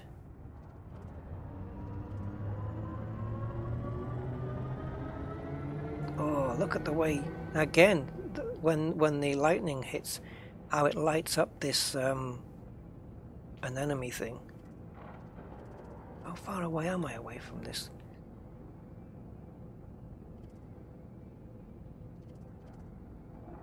Yeah, great lighting. Very good. It does really feel stormy, eh? Yeah, nice immersion. Oh god, that was great, because that, I don't know if you got that, probably not, but that came through my left speakers and then my right speakers. Oh, that's a new one.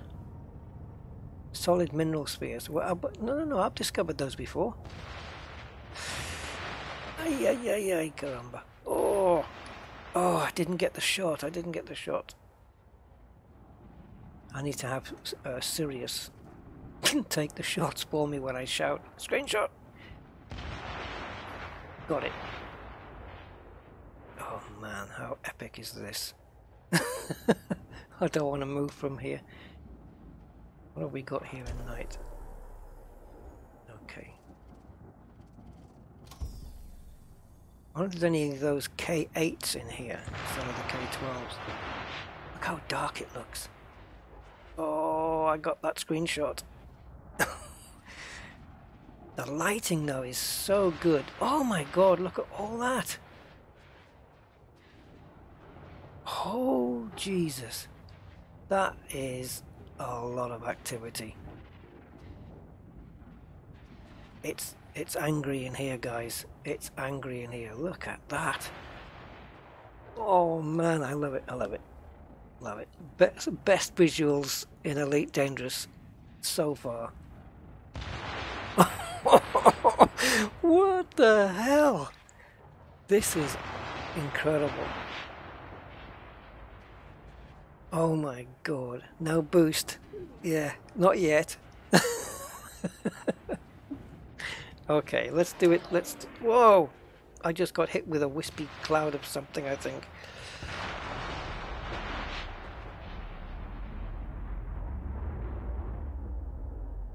Oh, what am I, crazy? Why am I going in here, guys? Oh, look at my ship! Look at that! I'm getting damage. Why did you tell me to boost in?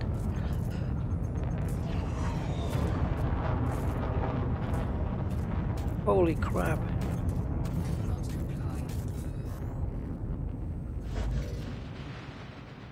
Oh my god. I nearly lost my ship, guys.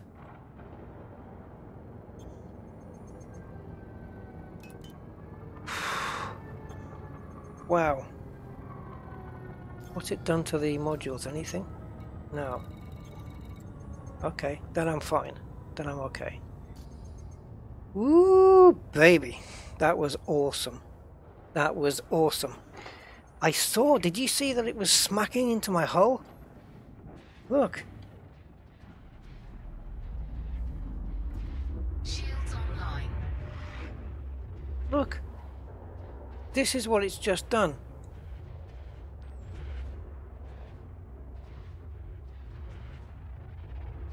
Man.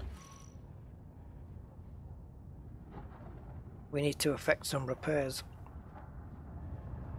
Yeah, go through the storm, Rusty. Yeah, just go through. Yeah, right. This one is... I wonder if it had to go through my shields first. I guess so, right? You see, that's dangerous in there, guys. That is a really, really angry storm. But it, let's face it, right? That looked amazing. Yeah, what if I get an, what if I get an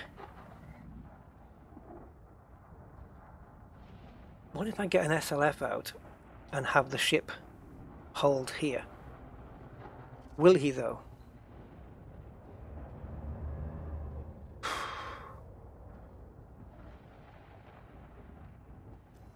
The thing is, I'm gonna if he's running into trouble, I'm gonna need to find the order to switch back into my ship as soon as possible.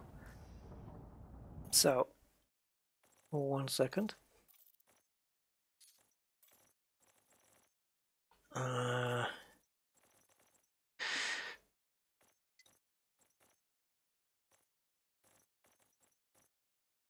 Okay, so hold position is F12. I need to do that rather than mess about with menus.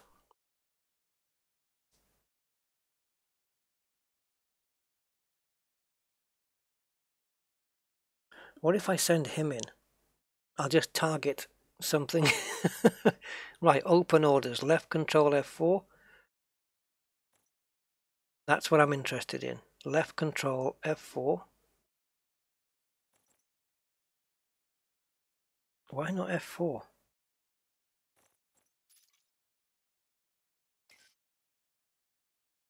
Right. Right, F4 and F12 are my friends here.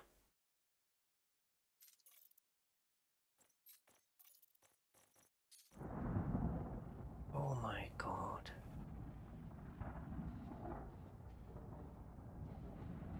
Is this thing moving over to me? I hope it's staying on the edge, or I'm staying on the edge here.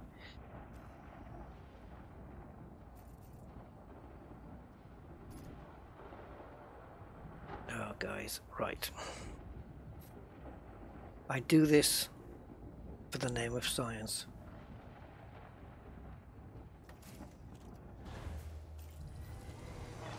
Fighters going live, Commander. I'm in control of the mothership. Roger. I'll stay put, Commander. Right, switch. That's what I want.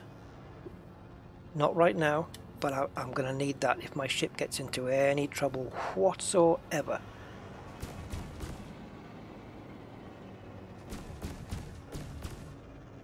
Oh, my ship's getting buffeted about here.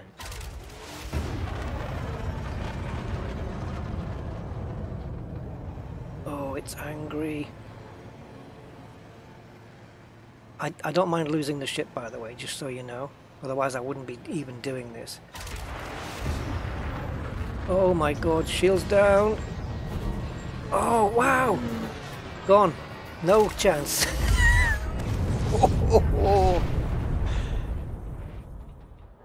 Wow. No chance. Yes, I will be doing hull repairs. I'm gonna have to. I don't have limpets, but I can synthesize.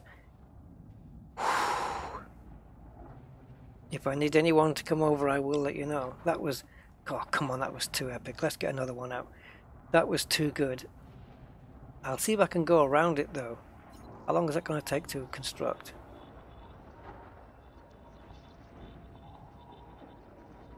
I barely use the fighters, so if I lose a couple, you know what, it doesn't really matter. I've got a feeling that my chaff may not do anything. Oh god. Brilliant though, isn't it? Holy. That's definitely going to mean this live stream's going to have a new title. Because this is just too damn good.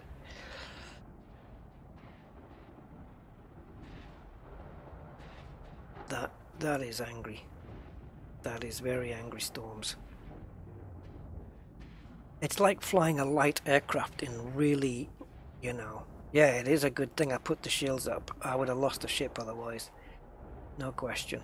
I mean, my shields are not that great on the Anaconda because they don't need to be, but while I say that, they protected me enough to get me the hell out. Because as soon as I saw the body of the ship was being actually hit, if I'd stayed on board, I would have got out sooner. But I didn't.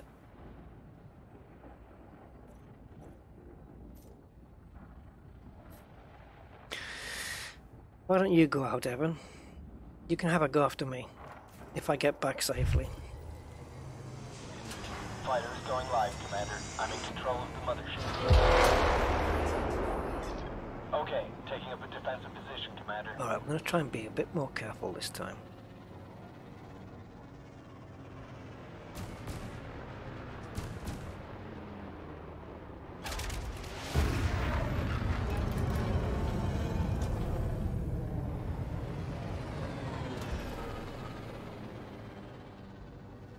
I don't want to go into the angry part as much.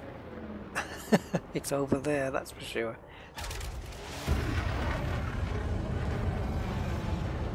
Oh, a little bit of buffeting.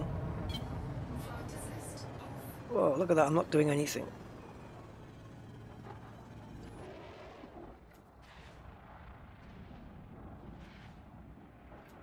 There you go. Got my ship test. Let's see if I can regain some control back of this thing.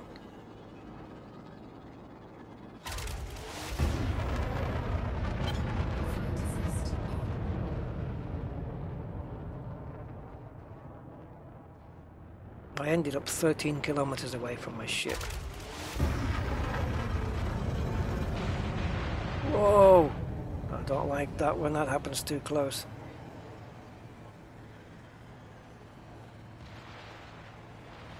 Imagine having to come in here for science purposes. There should be missions inside these things. Venture into this and collect data. Collect anomaly data from within the storm. That would be a great mission, wouldn't it? You're a science vessel, you know? And you've got... oh...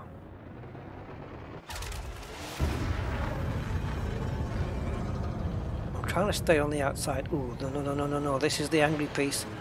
Stay away, Rusty. Whoa, right in front of the cockpit I got a lightning there.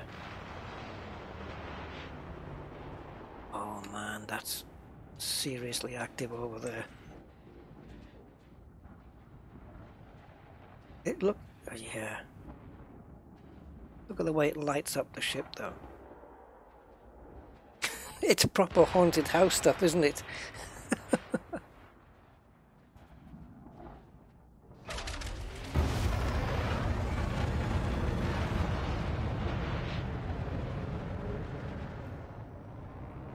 F4.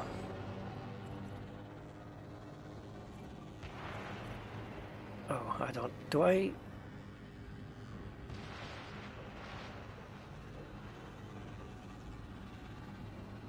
What am I missing here? There you go. Throttling down for retrieval, Commander.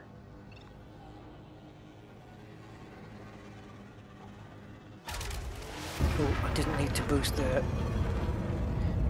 Okay.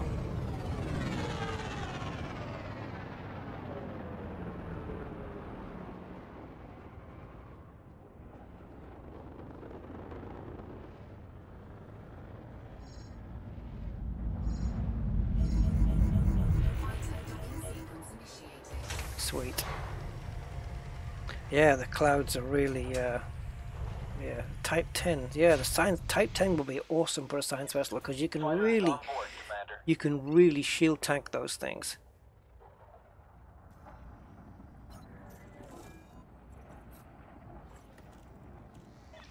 Copy.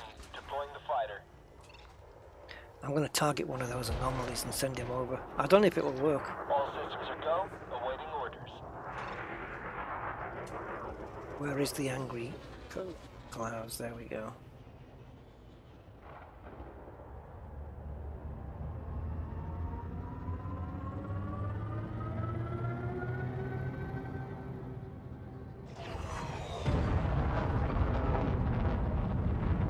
He's in defend mode. Yeah, defend me from this storm. That's a great idea. And leave my pips alone as well when you're on board my ship. You don't need to put pips into weapons of a ship that hasn't got any. Let's see what happens now.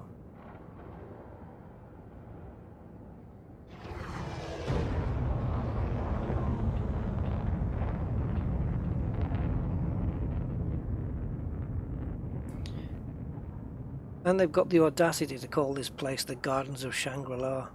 Like it's some kind of paradise. Jesus. If I'd lost my ship, it probably would have been a rebuy in... Well, jeez. I don't want to find out. I can't target this. Yeah, there we go. Yeah, because the last place we docked, there was no shipyard. But that doesn't... Can you still end up in a place where there's no shipyard, though?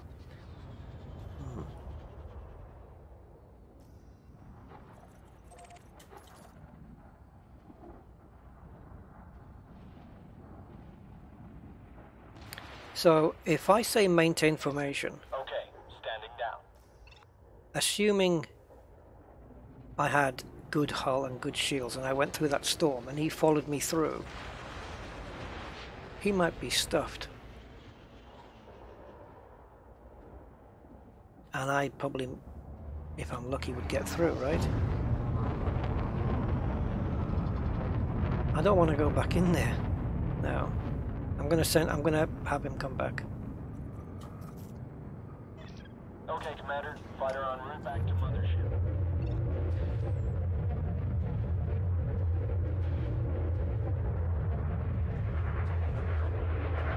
Here it comes. There it goes. Where the hell are you going? Oh, here it comes.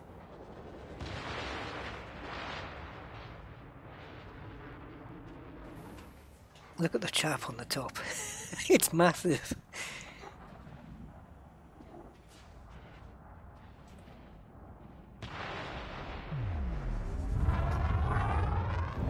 Well, I'll tell you what. That was a little bit scary. Taking damage. You are kidding me.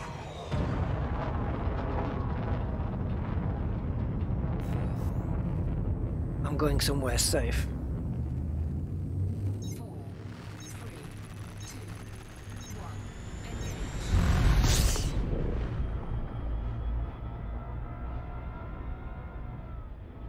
I've got to say though, that was amazing. That was one of the highlights of this journey so far, I reckon.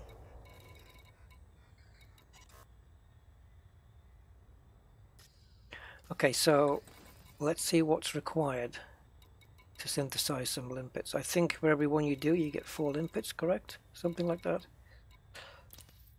I've got 28. Iron and nickel, fine. I don't know how many I'm going to need,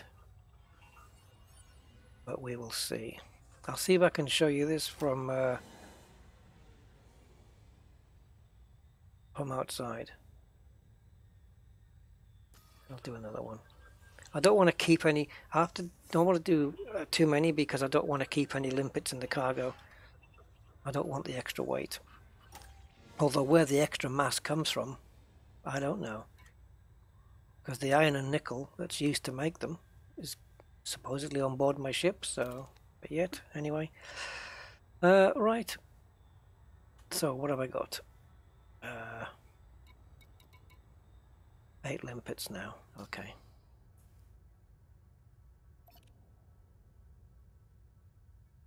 Now, how do I repair my own ship? Do I just send it out? Do I need to target my own ship somehow? I mean...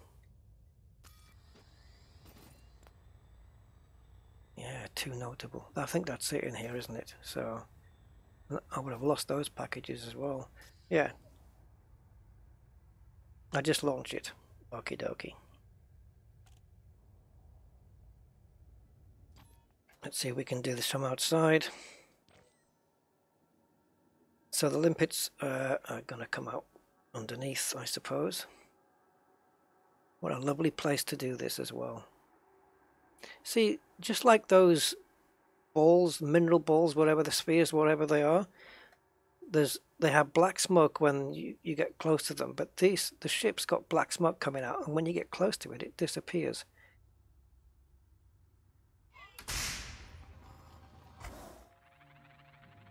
Oh, please fix me. There we go.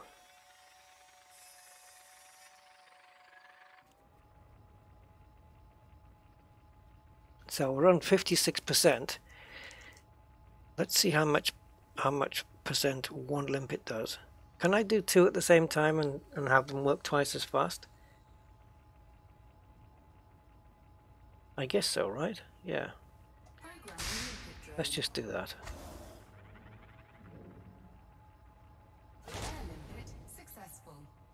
Oh, you can't. Fine. Alright. That's the answer to that one then.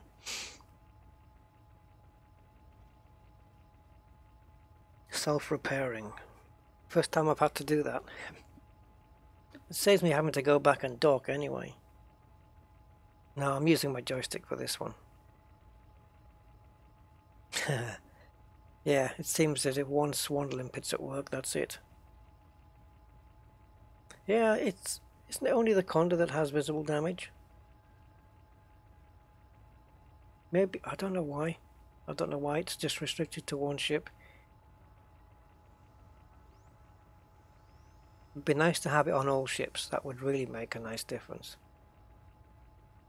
See, this is good because as far as I know, my modules are intact. Yeah, all good. All good. Everything's good. So that storm was literally just pounding the hull. Wow. Oh, well, we're up. Right, 68%. So let's just launch one. I think I'm getting about 10% off each one, which is... That's generous. That's quite nice. I quite like that. Let's see if it gets to 78 with this limpet. So we just have to do this, guys.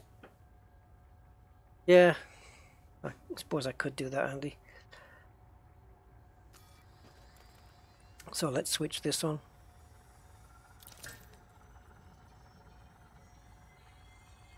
And repair the FSD. Makes sense to do that while we're here.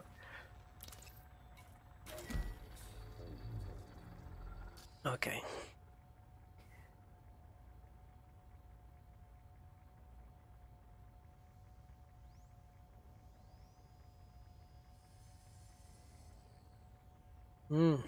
Wow. Well, how about that then for some cool visuals, eh? And sound, by the way, because that all added to the immersion.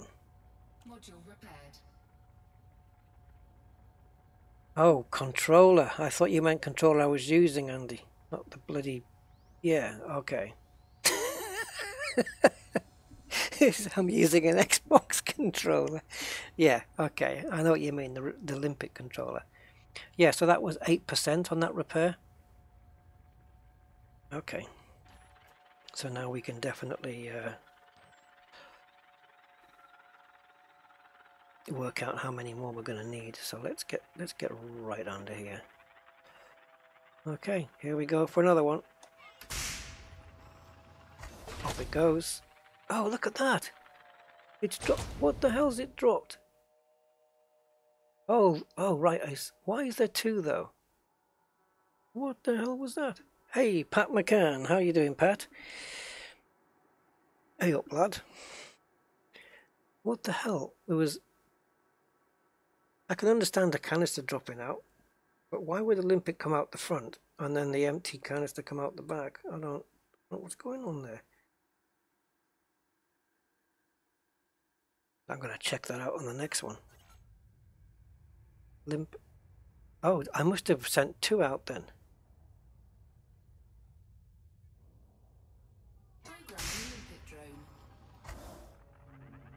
Yeah. So it sends one out and then its outer casing gets shifted out the back. Fair enough. And then it suddenly disappears. Yeah, so there's no visual of it repairing. But the actual canister came out from a little hole in that trapdoor there, which I've never ever noticed before. Look at my paintwork though. It's disappearing. Hey, Commander Scoid! Oh man, you need to go back 40 minutes on this stream. It's been brilliant. Absolutely awesome.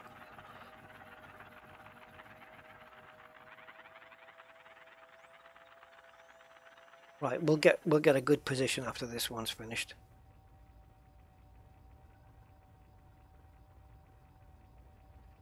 Man, that was good.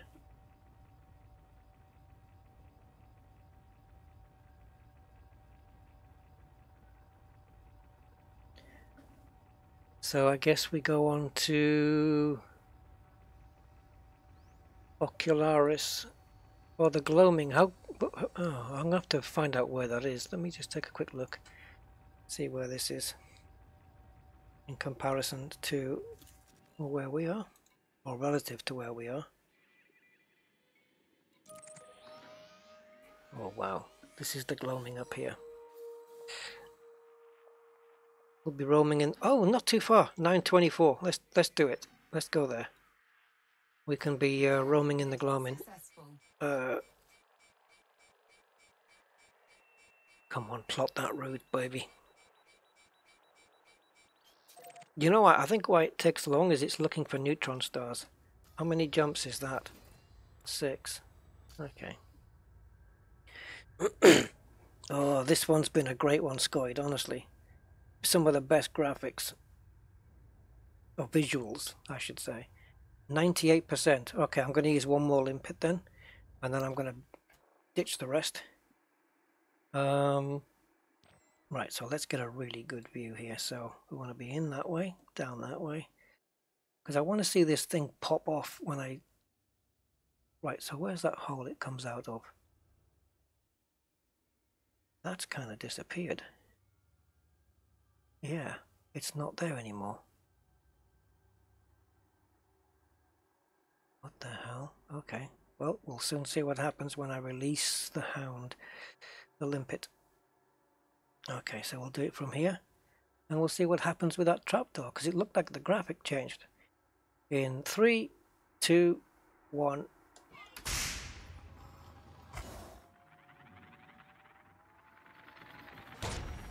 Oh, it's the limpet attaching itself. Bang! That's what it was. But why does it come up? Oh, because it's done. That's the 2% done.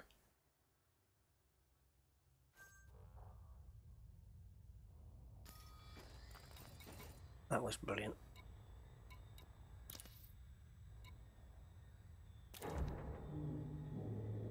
Oops, I thought, no, I didn't do them all. There we go. So my first jump should be a big one because we already supercharged. And it is 288 light years. Hey, Commander Mitsurugi. Not seen you for a while. Oh yeah, okay. You're right. It would help if I re-enabled my freshly repaired drive. Otherwise we're not going anywhere.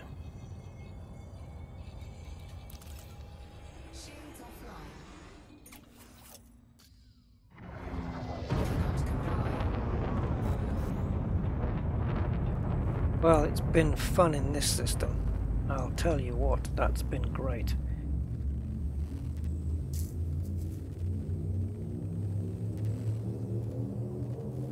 Yeah, Waypoint 6. Yeah, that's going to be interesting.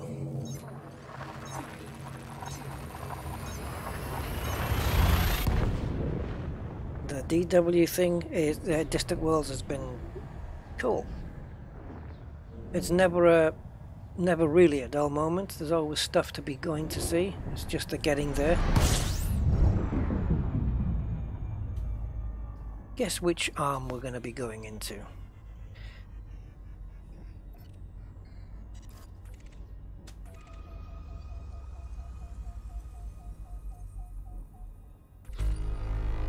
Okay, anything interesting?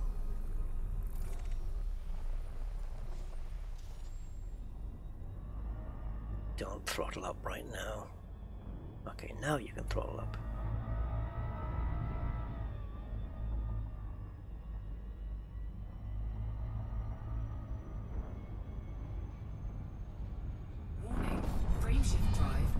Again, I might be on... I might have done it too close to the end. No, we're good. Please give me a fueling star, because I have not done one for a while. Thank you. I can't even see the star I'm jumping to. Just nothing there. Unless it's that thing to the left. I've read about the bug. Yeah, I mentioned it early on in the thing. I'm hoping that it's going to be sorted by the time I get there, but if not, I probably will maybe avoid Waypoint 6. Yeah, I did notice it in the announcements channel.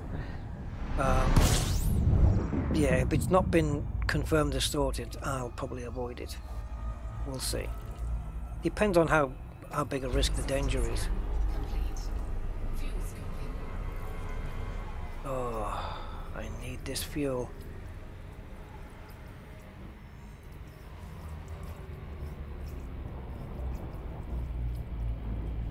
Okay, we can set off now. We'll be fueled by the time we get out of this.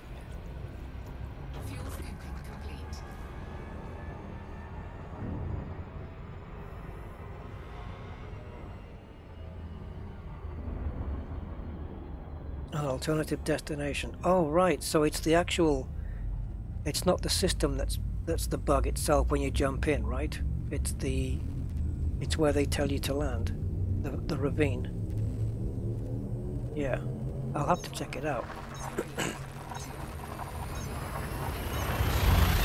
I'm nowhere near Waypoint 6 yet though. It's going to be a while. Probably arriving there on Sunday probably.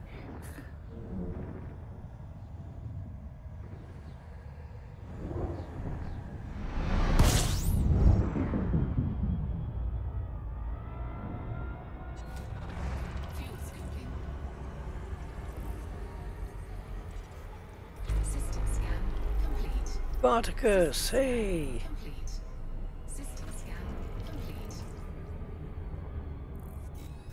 Good to see you, man.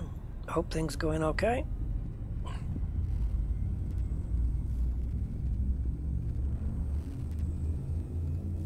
What have we got? 2, 3. 3 jumps. 3 jumps and we will be in the gloaming. Apart from a couple of items on the things to see on the way, I think the minor POIs en route to me look a lot more inviting.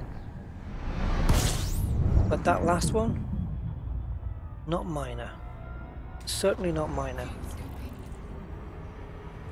Brought my anaconda to its knees almost. Oh, I'm glad I found a way out. That would have meant destruction. Which is cool because it shows that there is, you know, proper dangers out there in space, not just on planet surfaces now. And I kind of like that they've done that.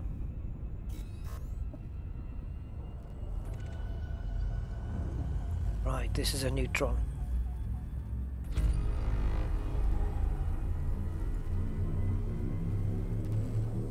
You're still trying to catch up, Ramon? Well, you'll get there, man.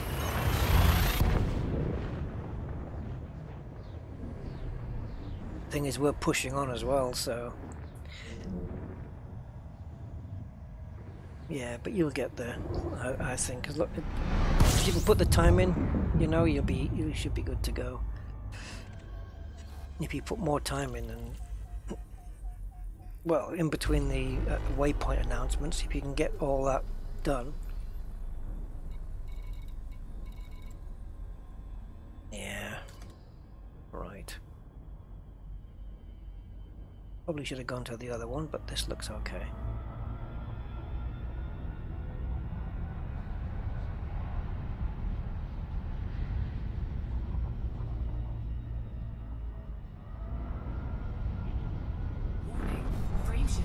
Yeah, nice and bright in here. Easier to control. Nice and easy. That was lovely. That's a good one.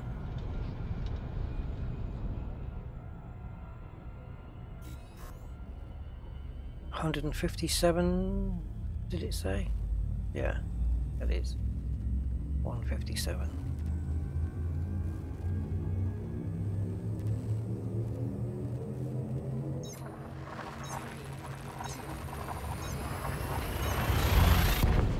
Oh, waypoint 4. Oh, you're not too far behind then, really. Yeah, waypoint 4, that's not too bad, that's doable.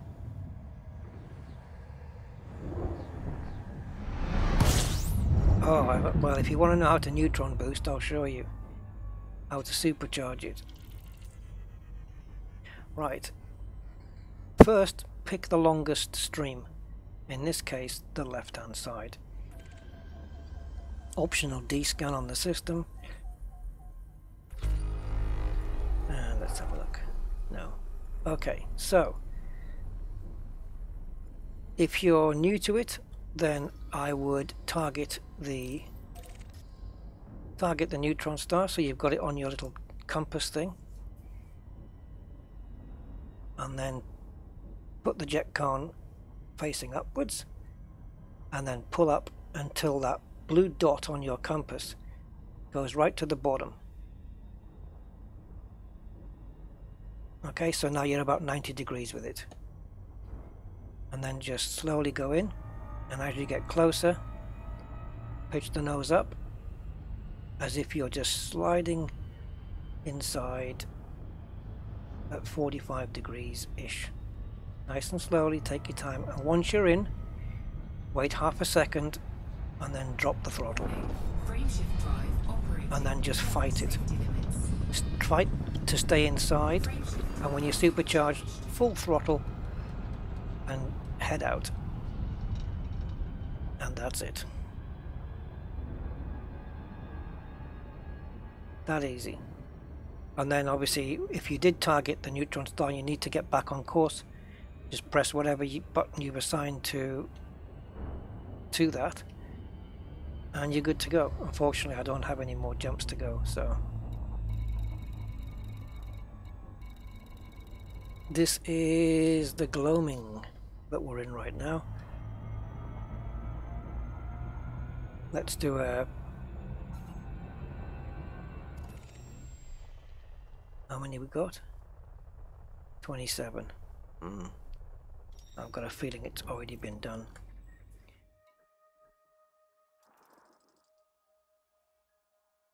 Got a nice little ringed lava world at the end there. And what's this one? We can have a quick look at this, I guess.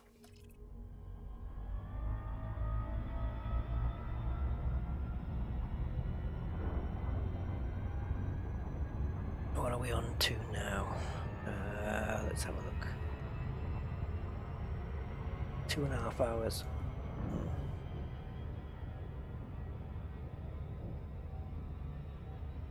It's changing color. It's going purple again.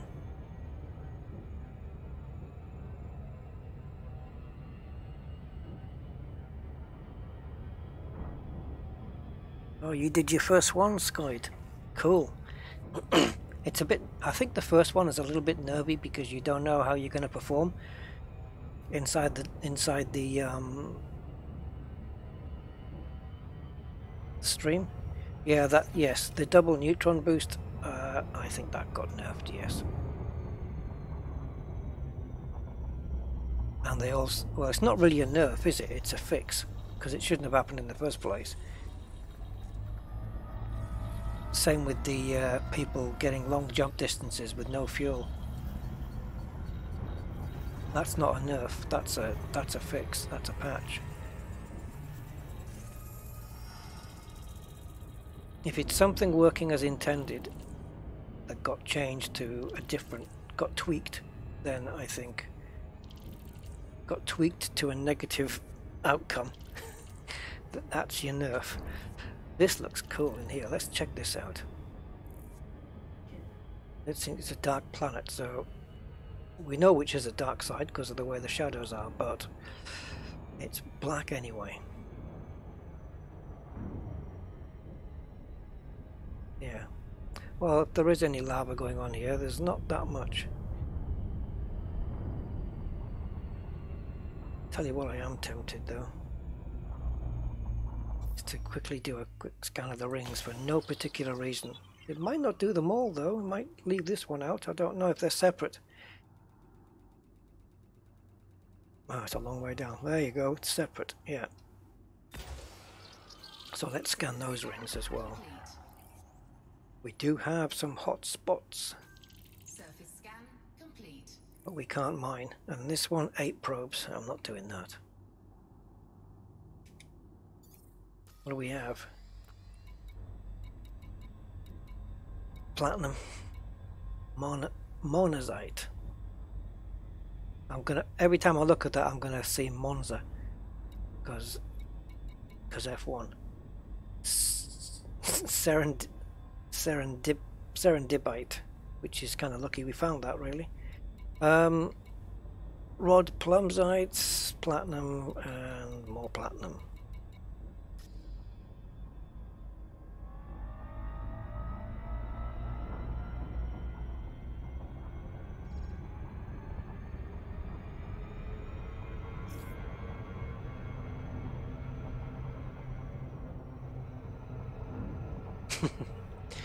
Okay. Should we see how far away my life is? My life. I don't know how you pronounce it. Well, it's not that, that's for sure. Where is it?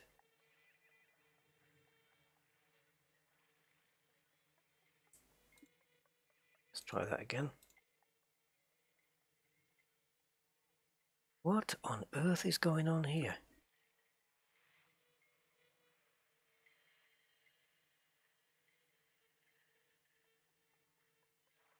Thank you. Third time. No. Okay, 2000. Plot that route. Are we going backwards now? Yeah, we're going back into a different sector. How the hell did I manage that?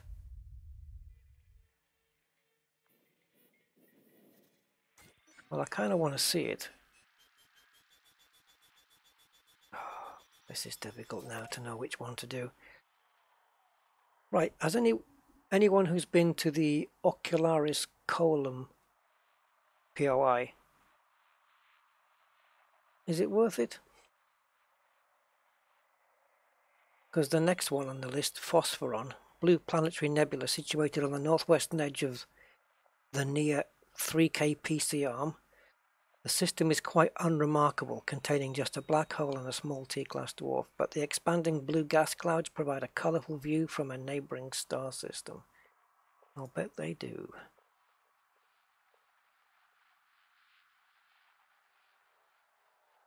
And the other one is the Pink Flame Nebula, which looks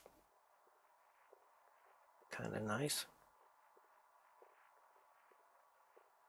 Is it worth going to this one? Not really.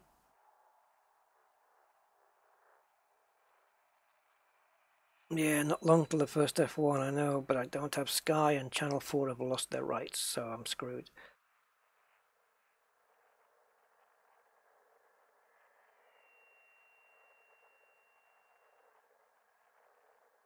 Oh, I don't know. I've never tried doing a double boost like that, Mitsurugi. I've never tried that.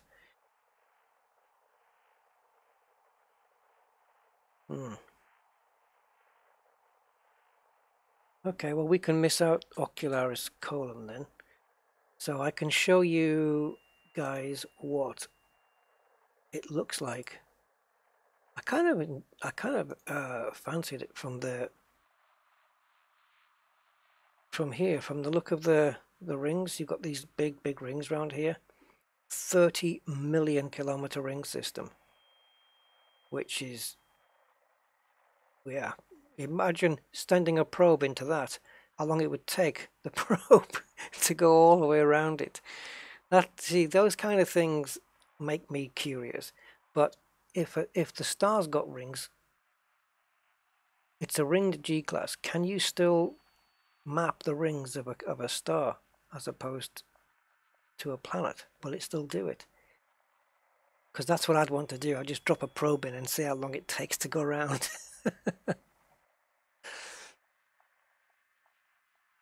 Yeah. Okay. So where's a good one next then? The Pink Flame Nebula, the gloaming. What's this Fleur de Lis Nebula? Let's have a look at this.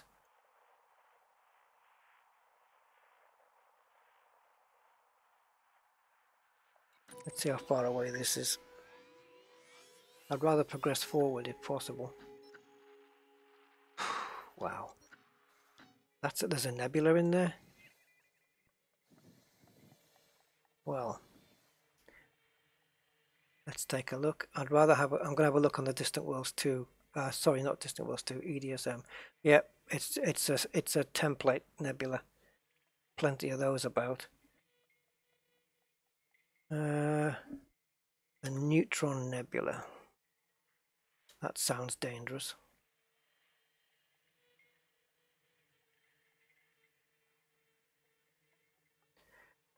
Another template nebula. We've seen all those before. Okay, maybe Pink Flame then. Cloverfield Planetary Nebula. Just going to have a quick look at that one and then I'll decide where I'm going to go next. Wow, Cloverfield looks nice.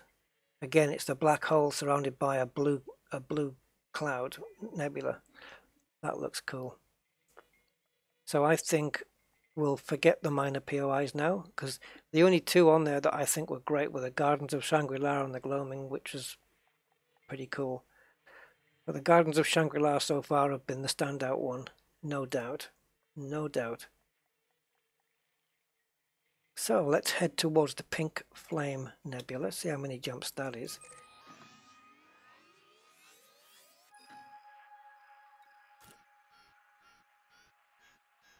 Come on, lots of neutrons, please.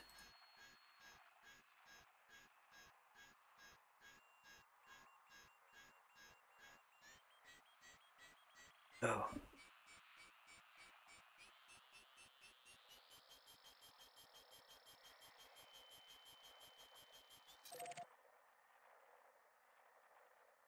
Right, if you bear with me 1 second, guys.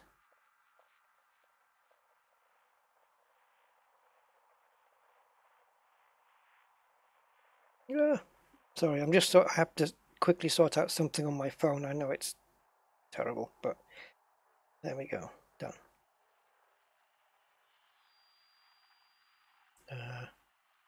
One moment, guys. I didn't need to respond to this, I wouldn't, but I have to.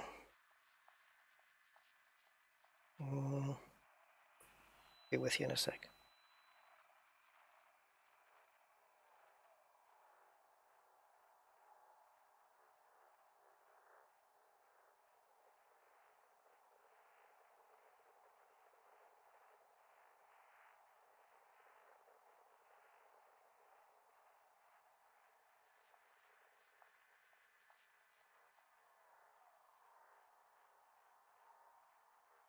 Maybe a second.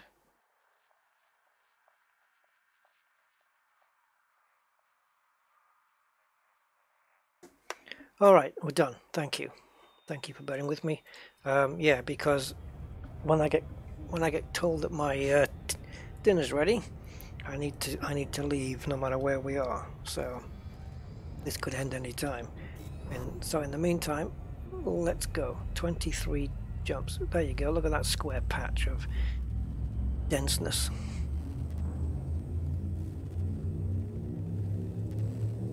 Thanks, Mitsurugi. Yeah, that'll be appreciated. Posting that. That'll be interesting, though, to see a ring round a star that huge. The last time I saw a ring that huge around a star, it was on Elton John's finger. Ooh, killer! Right. Hey, happy shrapnel.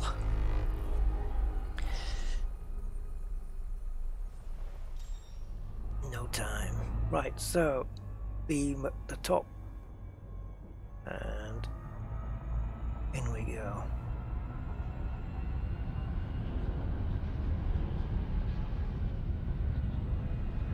Warning, frameshift drive operating beyond safety limits. Frameshift drive supercharged.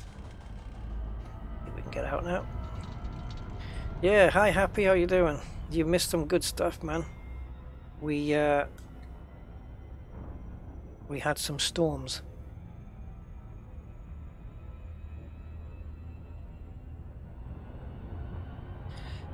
Literally, storms. Nearly blew my ship up.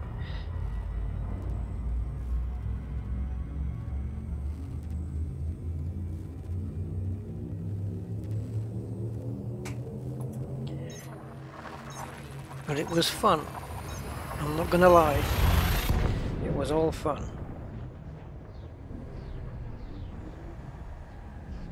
So I reckon if I can get to Pink Flame today, I think I'll have made some pretty good progress.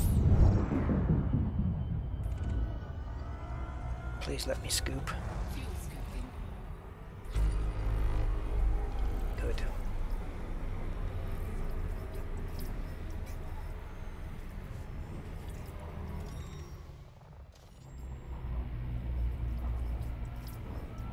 Warning, temperature critical. I'm fine, keep going. Fuel scooping complete. Yes, nice.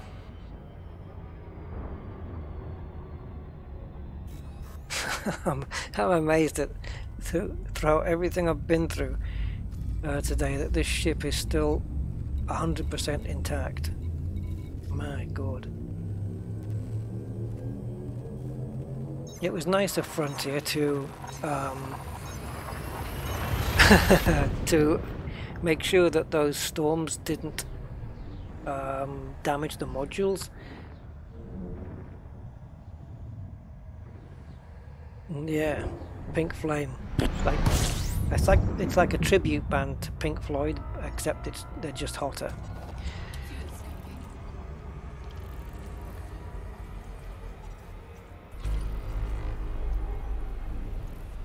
Fuel scooping complete. Yeah, definitely do a rewind, Happy. Oh, it was just brilliant. It was really good, honestly. And some of the visuals were just stunningly good. The lighting was amazing on it.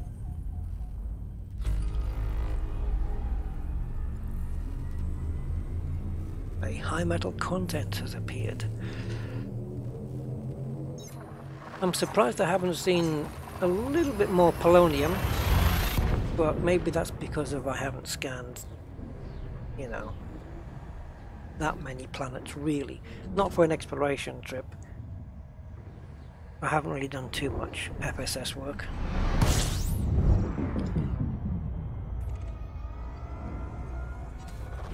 Fuel scooping.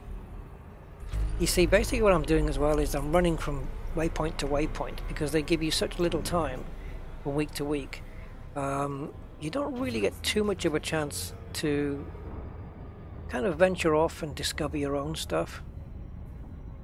You know, I mean, there might be a planet here in this system that's got 20 kilometer deep canyons, but you'll never, well, I'll never know.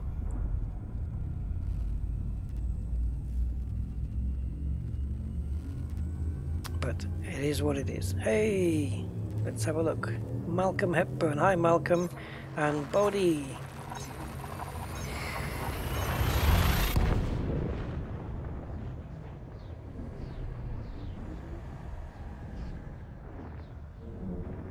Yeah,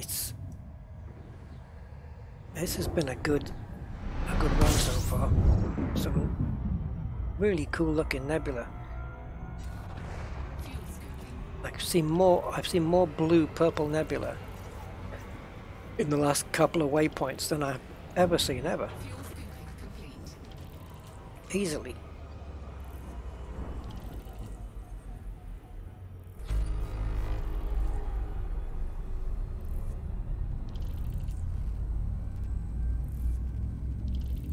Wow.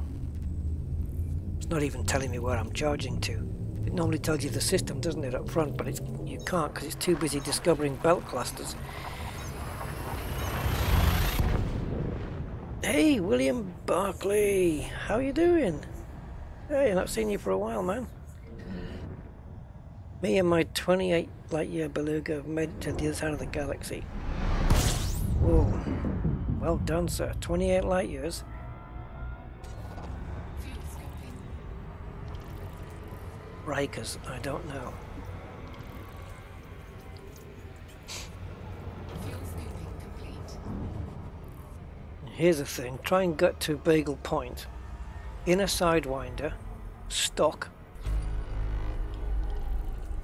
using the economical route. Oh, hello. We have a watery world here. Is it there? No. Oh, not going to spend too much time on this. That looks bright. It's moving. Something's moving quite quickly there, is it? Yeah. There we go. It's in here. There you go. There it is. What a world. And what a world to live in. Is it new? I don't know. You won't find out. Yeah, it is. Another first. I think I've done about 3 or 4 water world now, haven't I? First discoveries. Hey Derek, hi, nice to see you, man.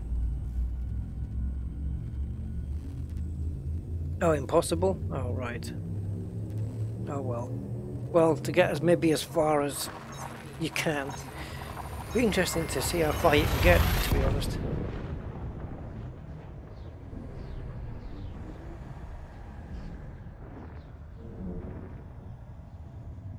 Yeah, okay. How about a stock Sidewinder with an A-rated FSD and a Guardian FSD booster, but you still have to take the economic route. I wouldn't want to do it. Mind you, what are we looking at then? An A-rated FSD, let's say a D-rated Sidewinder. We can be 30 plus light years, right, on those things?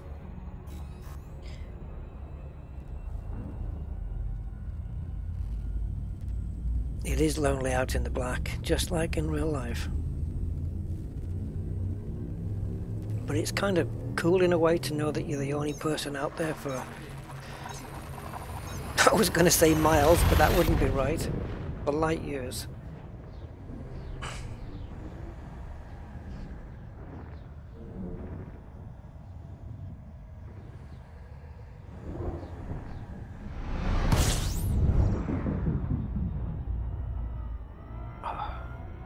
Might not have.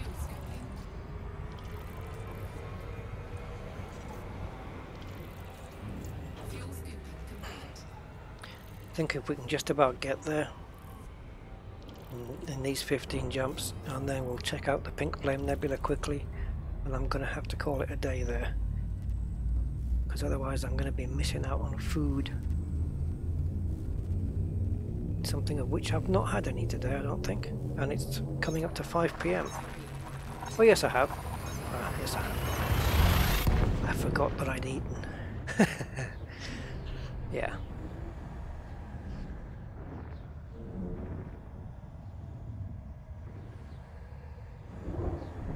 Well, if you want to run into a storm, just go to that system I was in. But don't literally run into it though. If it looks like it's a lot of activity there, you may want to keep your ship away from it. Unless you've got some damn good shields on it.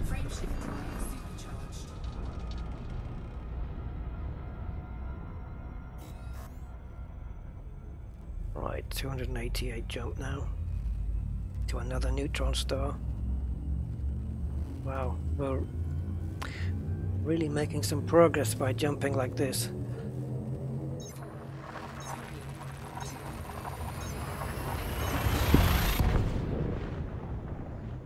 How far are we from Colonia now anyway? Interesting. Not like I can just take a side road and get there, right? Let's have a look. I'm just interested to find out how many light years it is from where I am. Okay, I'm gonna guess 4,000. 5.5. That's doable. That's certainly doable. And then you've got these guys down here with the engineers. So yeah, we've been closer. We've been closer than that. I think we were 4,500 a little while back.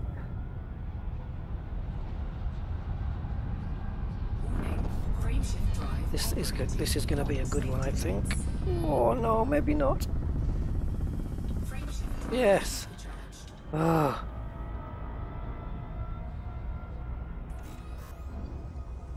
Okay, we get to do a scoopable,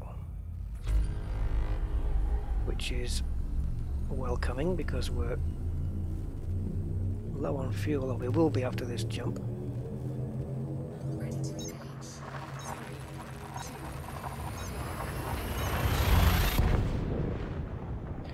Storms is new in 3.3, yeah, chapter 4. It's a new thing. It came with the Lagrange clouds,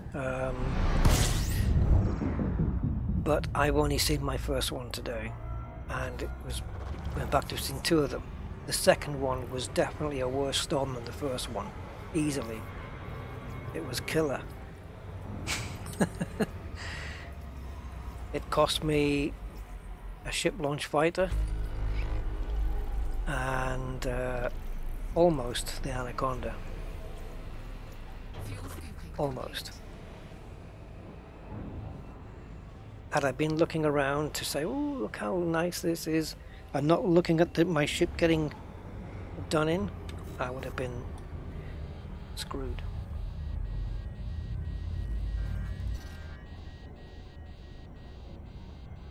I think I just saved that on 99%, didn't I?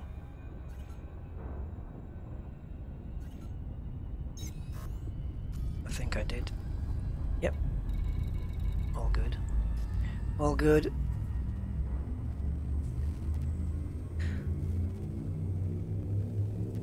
36 light years on us. Yeah, that makes sense, because I thought it was around 22 for a stock Sidewinder, but if you derate it and then add a Guardian FSD, yeah, I got through. But I tell you what though, if I delayed myself any longer, it would have been critical, and it would have been a very close call as to whether I got through or not. Too close for comfort. That's the most damage I've taken so far on this trip, I think. And, by coincidence, the most damage I want to take on this trip. I don't want any, especially when you know that there's not going to be any more stop-off points until possibly Sagittarius A.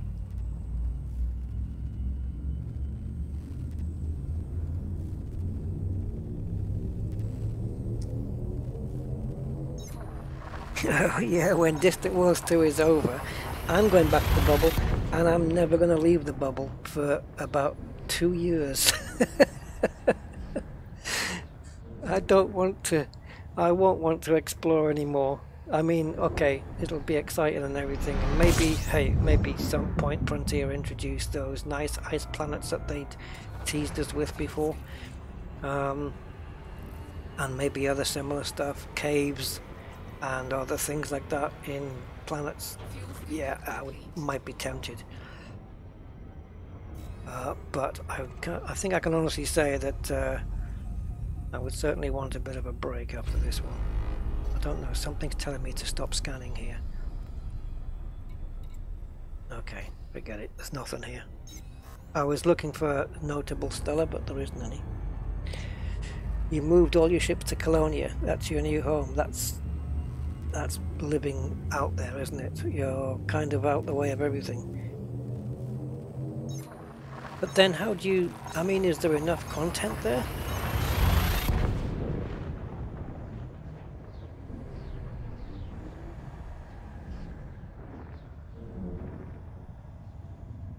Oh, you neglected a fuel scoop. Right. Yeah. Kind of an important piece of the exploration ship puzzle, that one. You can do it though. Isn't somebody going to Beagle Point without a fuel scoop? I'm pretty sure there's somebody setting out doing that.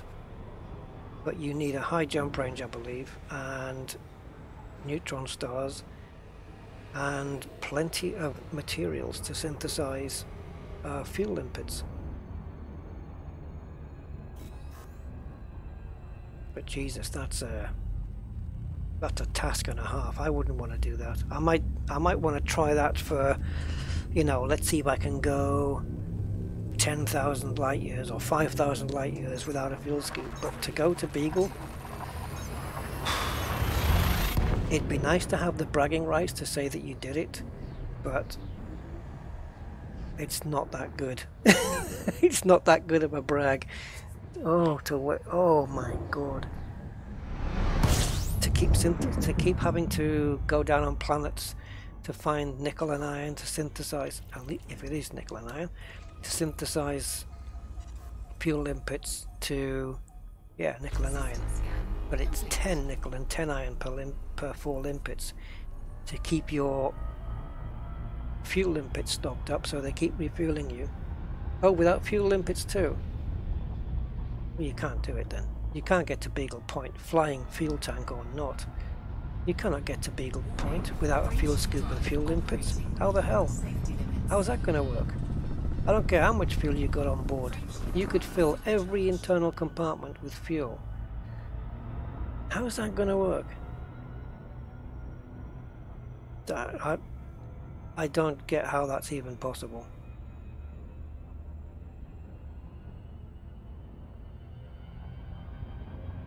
What, just neutrons, and is this it? I mean... Oh, he has a fuel assistant. Yeah, well, you might as well be carrying limpets then. Except for the fact that they add weight, so you might as well keep synthesizing limpets. But yeah, but that's like me saying, okay, I'm going to drive from Land's End to John O'Groats, which is one top of top of UK down to the bottom. But I'm going to have a petrol tanker alongside me, and I'm never going to stop at a petrol station. It's like, okay.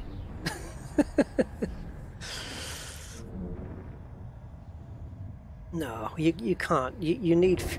You're going to run out of fuel. You can't go those distances. I can't see how that's going to happen. I don't fancy scooping up this thing or supercharging. Let's bench you in a little bit. Oh God, please don't. This is dodgy. I'm gonna have to go in right on the tip here and just try and stay there.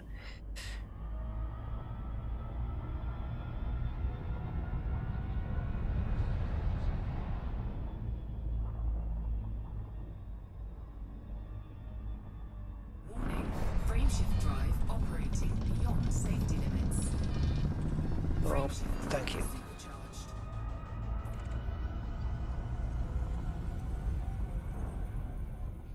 System scan. It's an interesting experiment to do it though, I guess.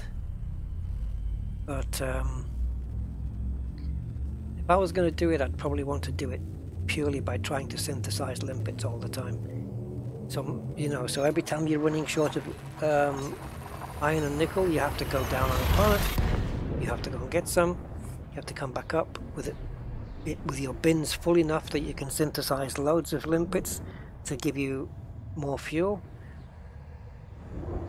Oh boy, that would be a tremendous pain in the rear thrusters.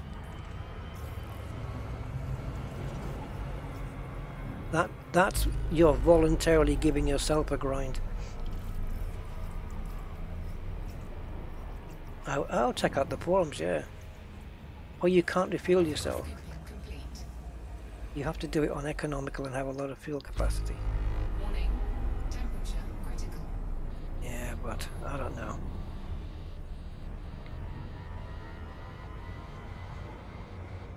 Is he documenting it at all?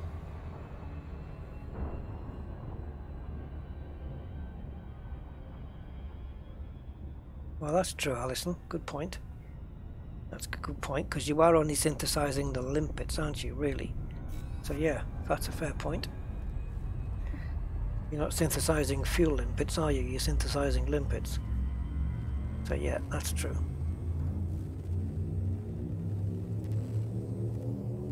Yeah.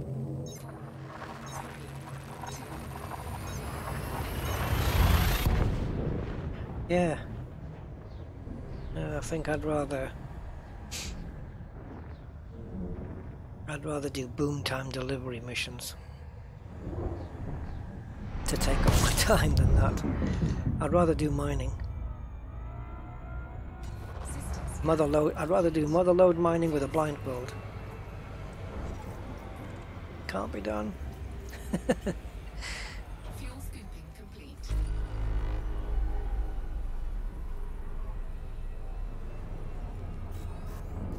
Are we going 5? Come on. Is that it? Is that, no, that's a Magellan cloud, isn't it? But there's I'm sure there's something there. Very faint. I can see something very, very faint in the background there. Merit grinding. Well, I don't know.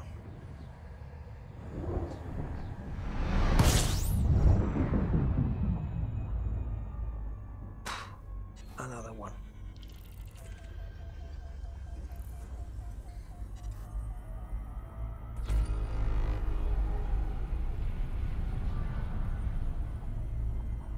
Inside the blue cone, there we go. Drive operating beyond safety limits. Frameshift drive supercharged. Perfect scoop, thank you. Not scoop, supercharge.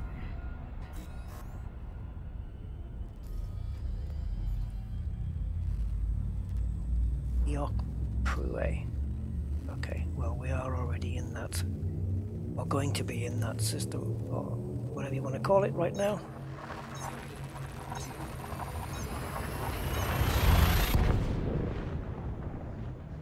we are going to be 3 jumps away from the Pink Flame Nebula. So we should start to be seeing it a bit clearer now, especially after a neutron jump, which is going to bring it a lot closer.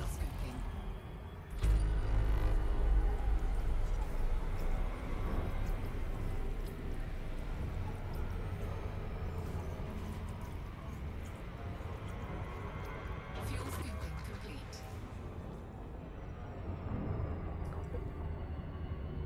Oh, right. It must have been an emergency if he couldn't get it back to the main menu, I guess. Yeah, because if you leave your ship just dangling in space, you will run out of fuel. Trust me, I've done it. Yeah, I learned the hard way. Same with an SRV. Left an SRV on a planet, went out shopping, came back in the ship. SRB ran out of fuel, which cut the power, which cut the life support, and that was the end of that.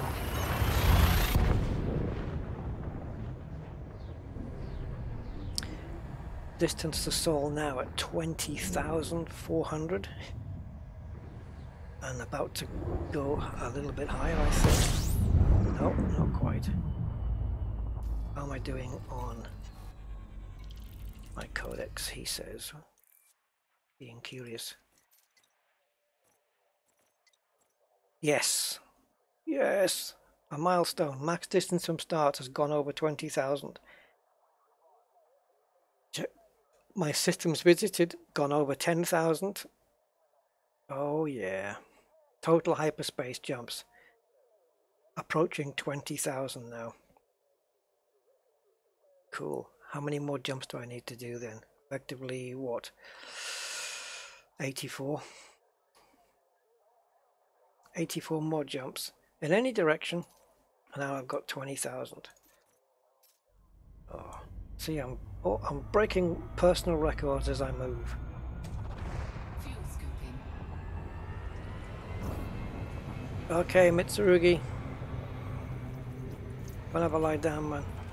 Make a cup of tea and have a lie down. That's what us Brits do. All too often.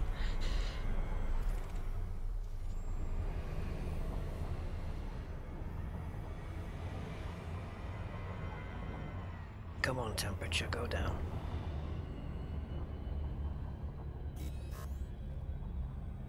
I can see the nebula, guys, can you? See that?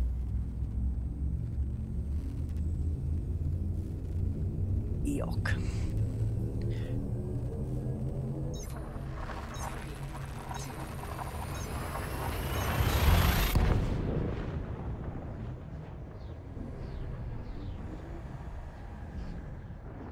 25,000 jumps. Holy hell. Even if you calculated that as a minute a jump, how many days is 25,000 minutes? Fuel scooping. Yeah.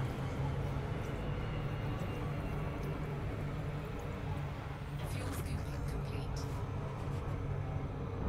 How's the FSD going? 93. We're okay for now. Oh, look at this nebula. That looks really good. Sometimes they do actually look good from, you know, a neighboring system. Maybe one that's a bit closer than where I am right now, though. That looks very nice. I mean, the colors are like Vel Nebula West. Hold on. And we're in a different sector by the looks of it as well. That looks nice. Yeah, that's my trademark screenshot with my ship in that position. But I can do this side as well. Don't have to discriminate. Right. In we go. So we're in the Empyrean Straits. This will be the final jump of the stream, guys, and it's into a neutron star. Oh. I will fuel off it, supercharge off it, and then we'll see what's here. Maybe there'll be some notable phenomena that will be raining in this one. Okay. So I'm gonna feed off the left-hand side, I think. It's slightly bigger. Wow, 40 bodies on this one. Thankfully, it's probably been scanned already.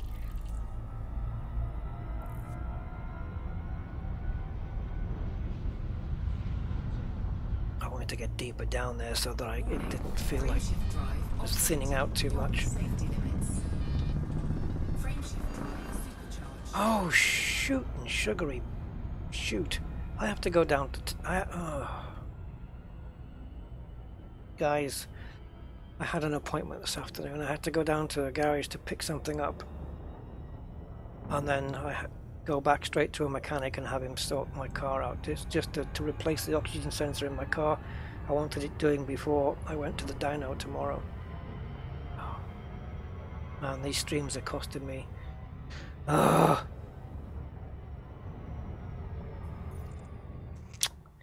Anyway, it is what it is. Right, so here we are. I'm gonna have to call it a day, guys, here, because I've sacrificed quite a bit this afternoon, I think. I'll probably land on a planet later on and then pick it up from there in the next stream. Let's take a quick look outside, see what's going on. And where's the pink? Well, it's kind of purple now.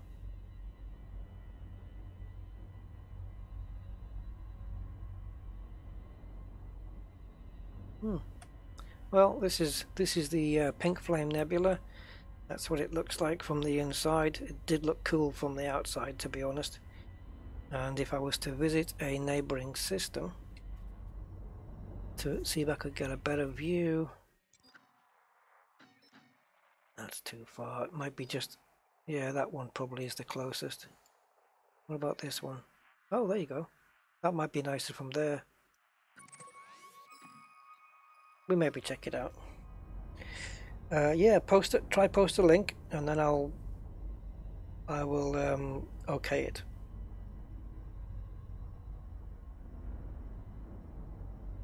He is traveling with no refueling. He's using a Guardian FSD booster and using Jumponium as well. Yeah.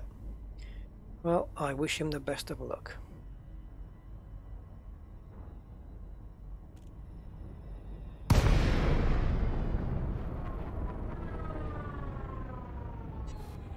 That's it, we're powering down.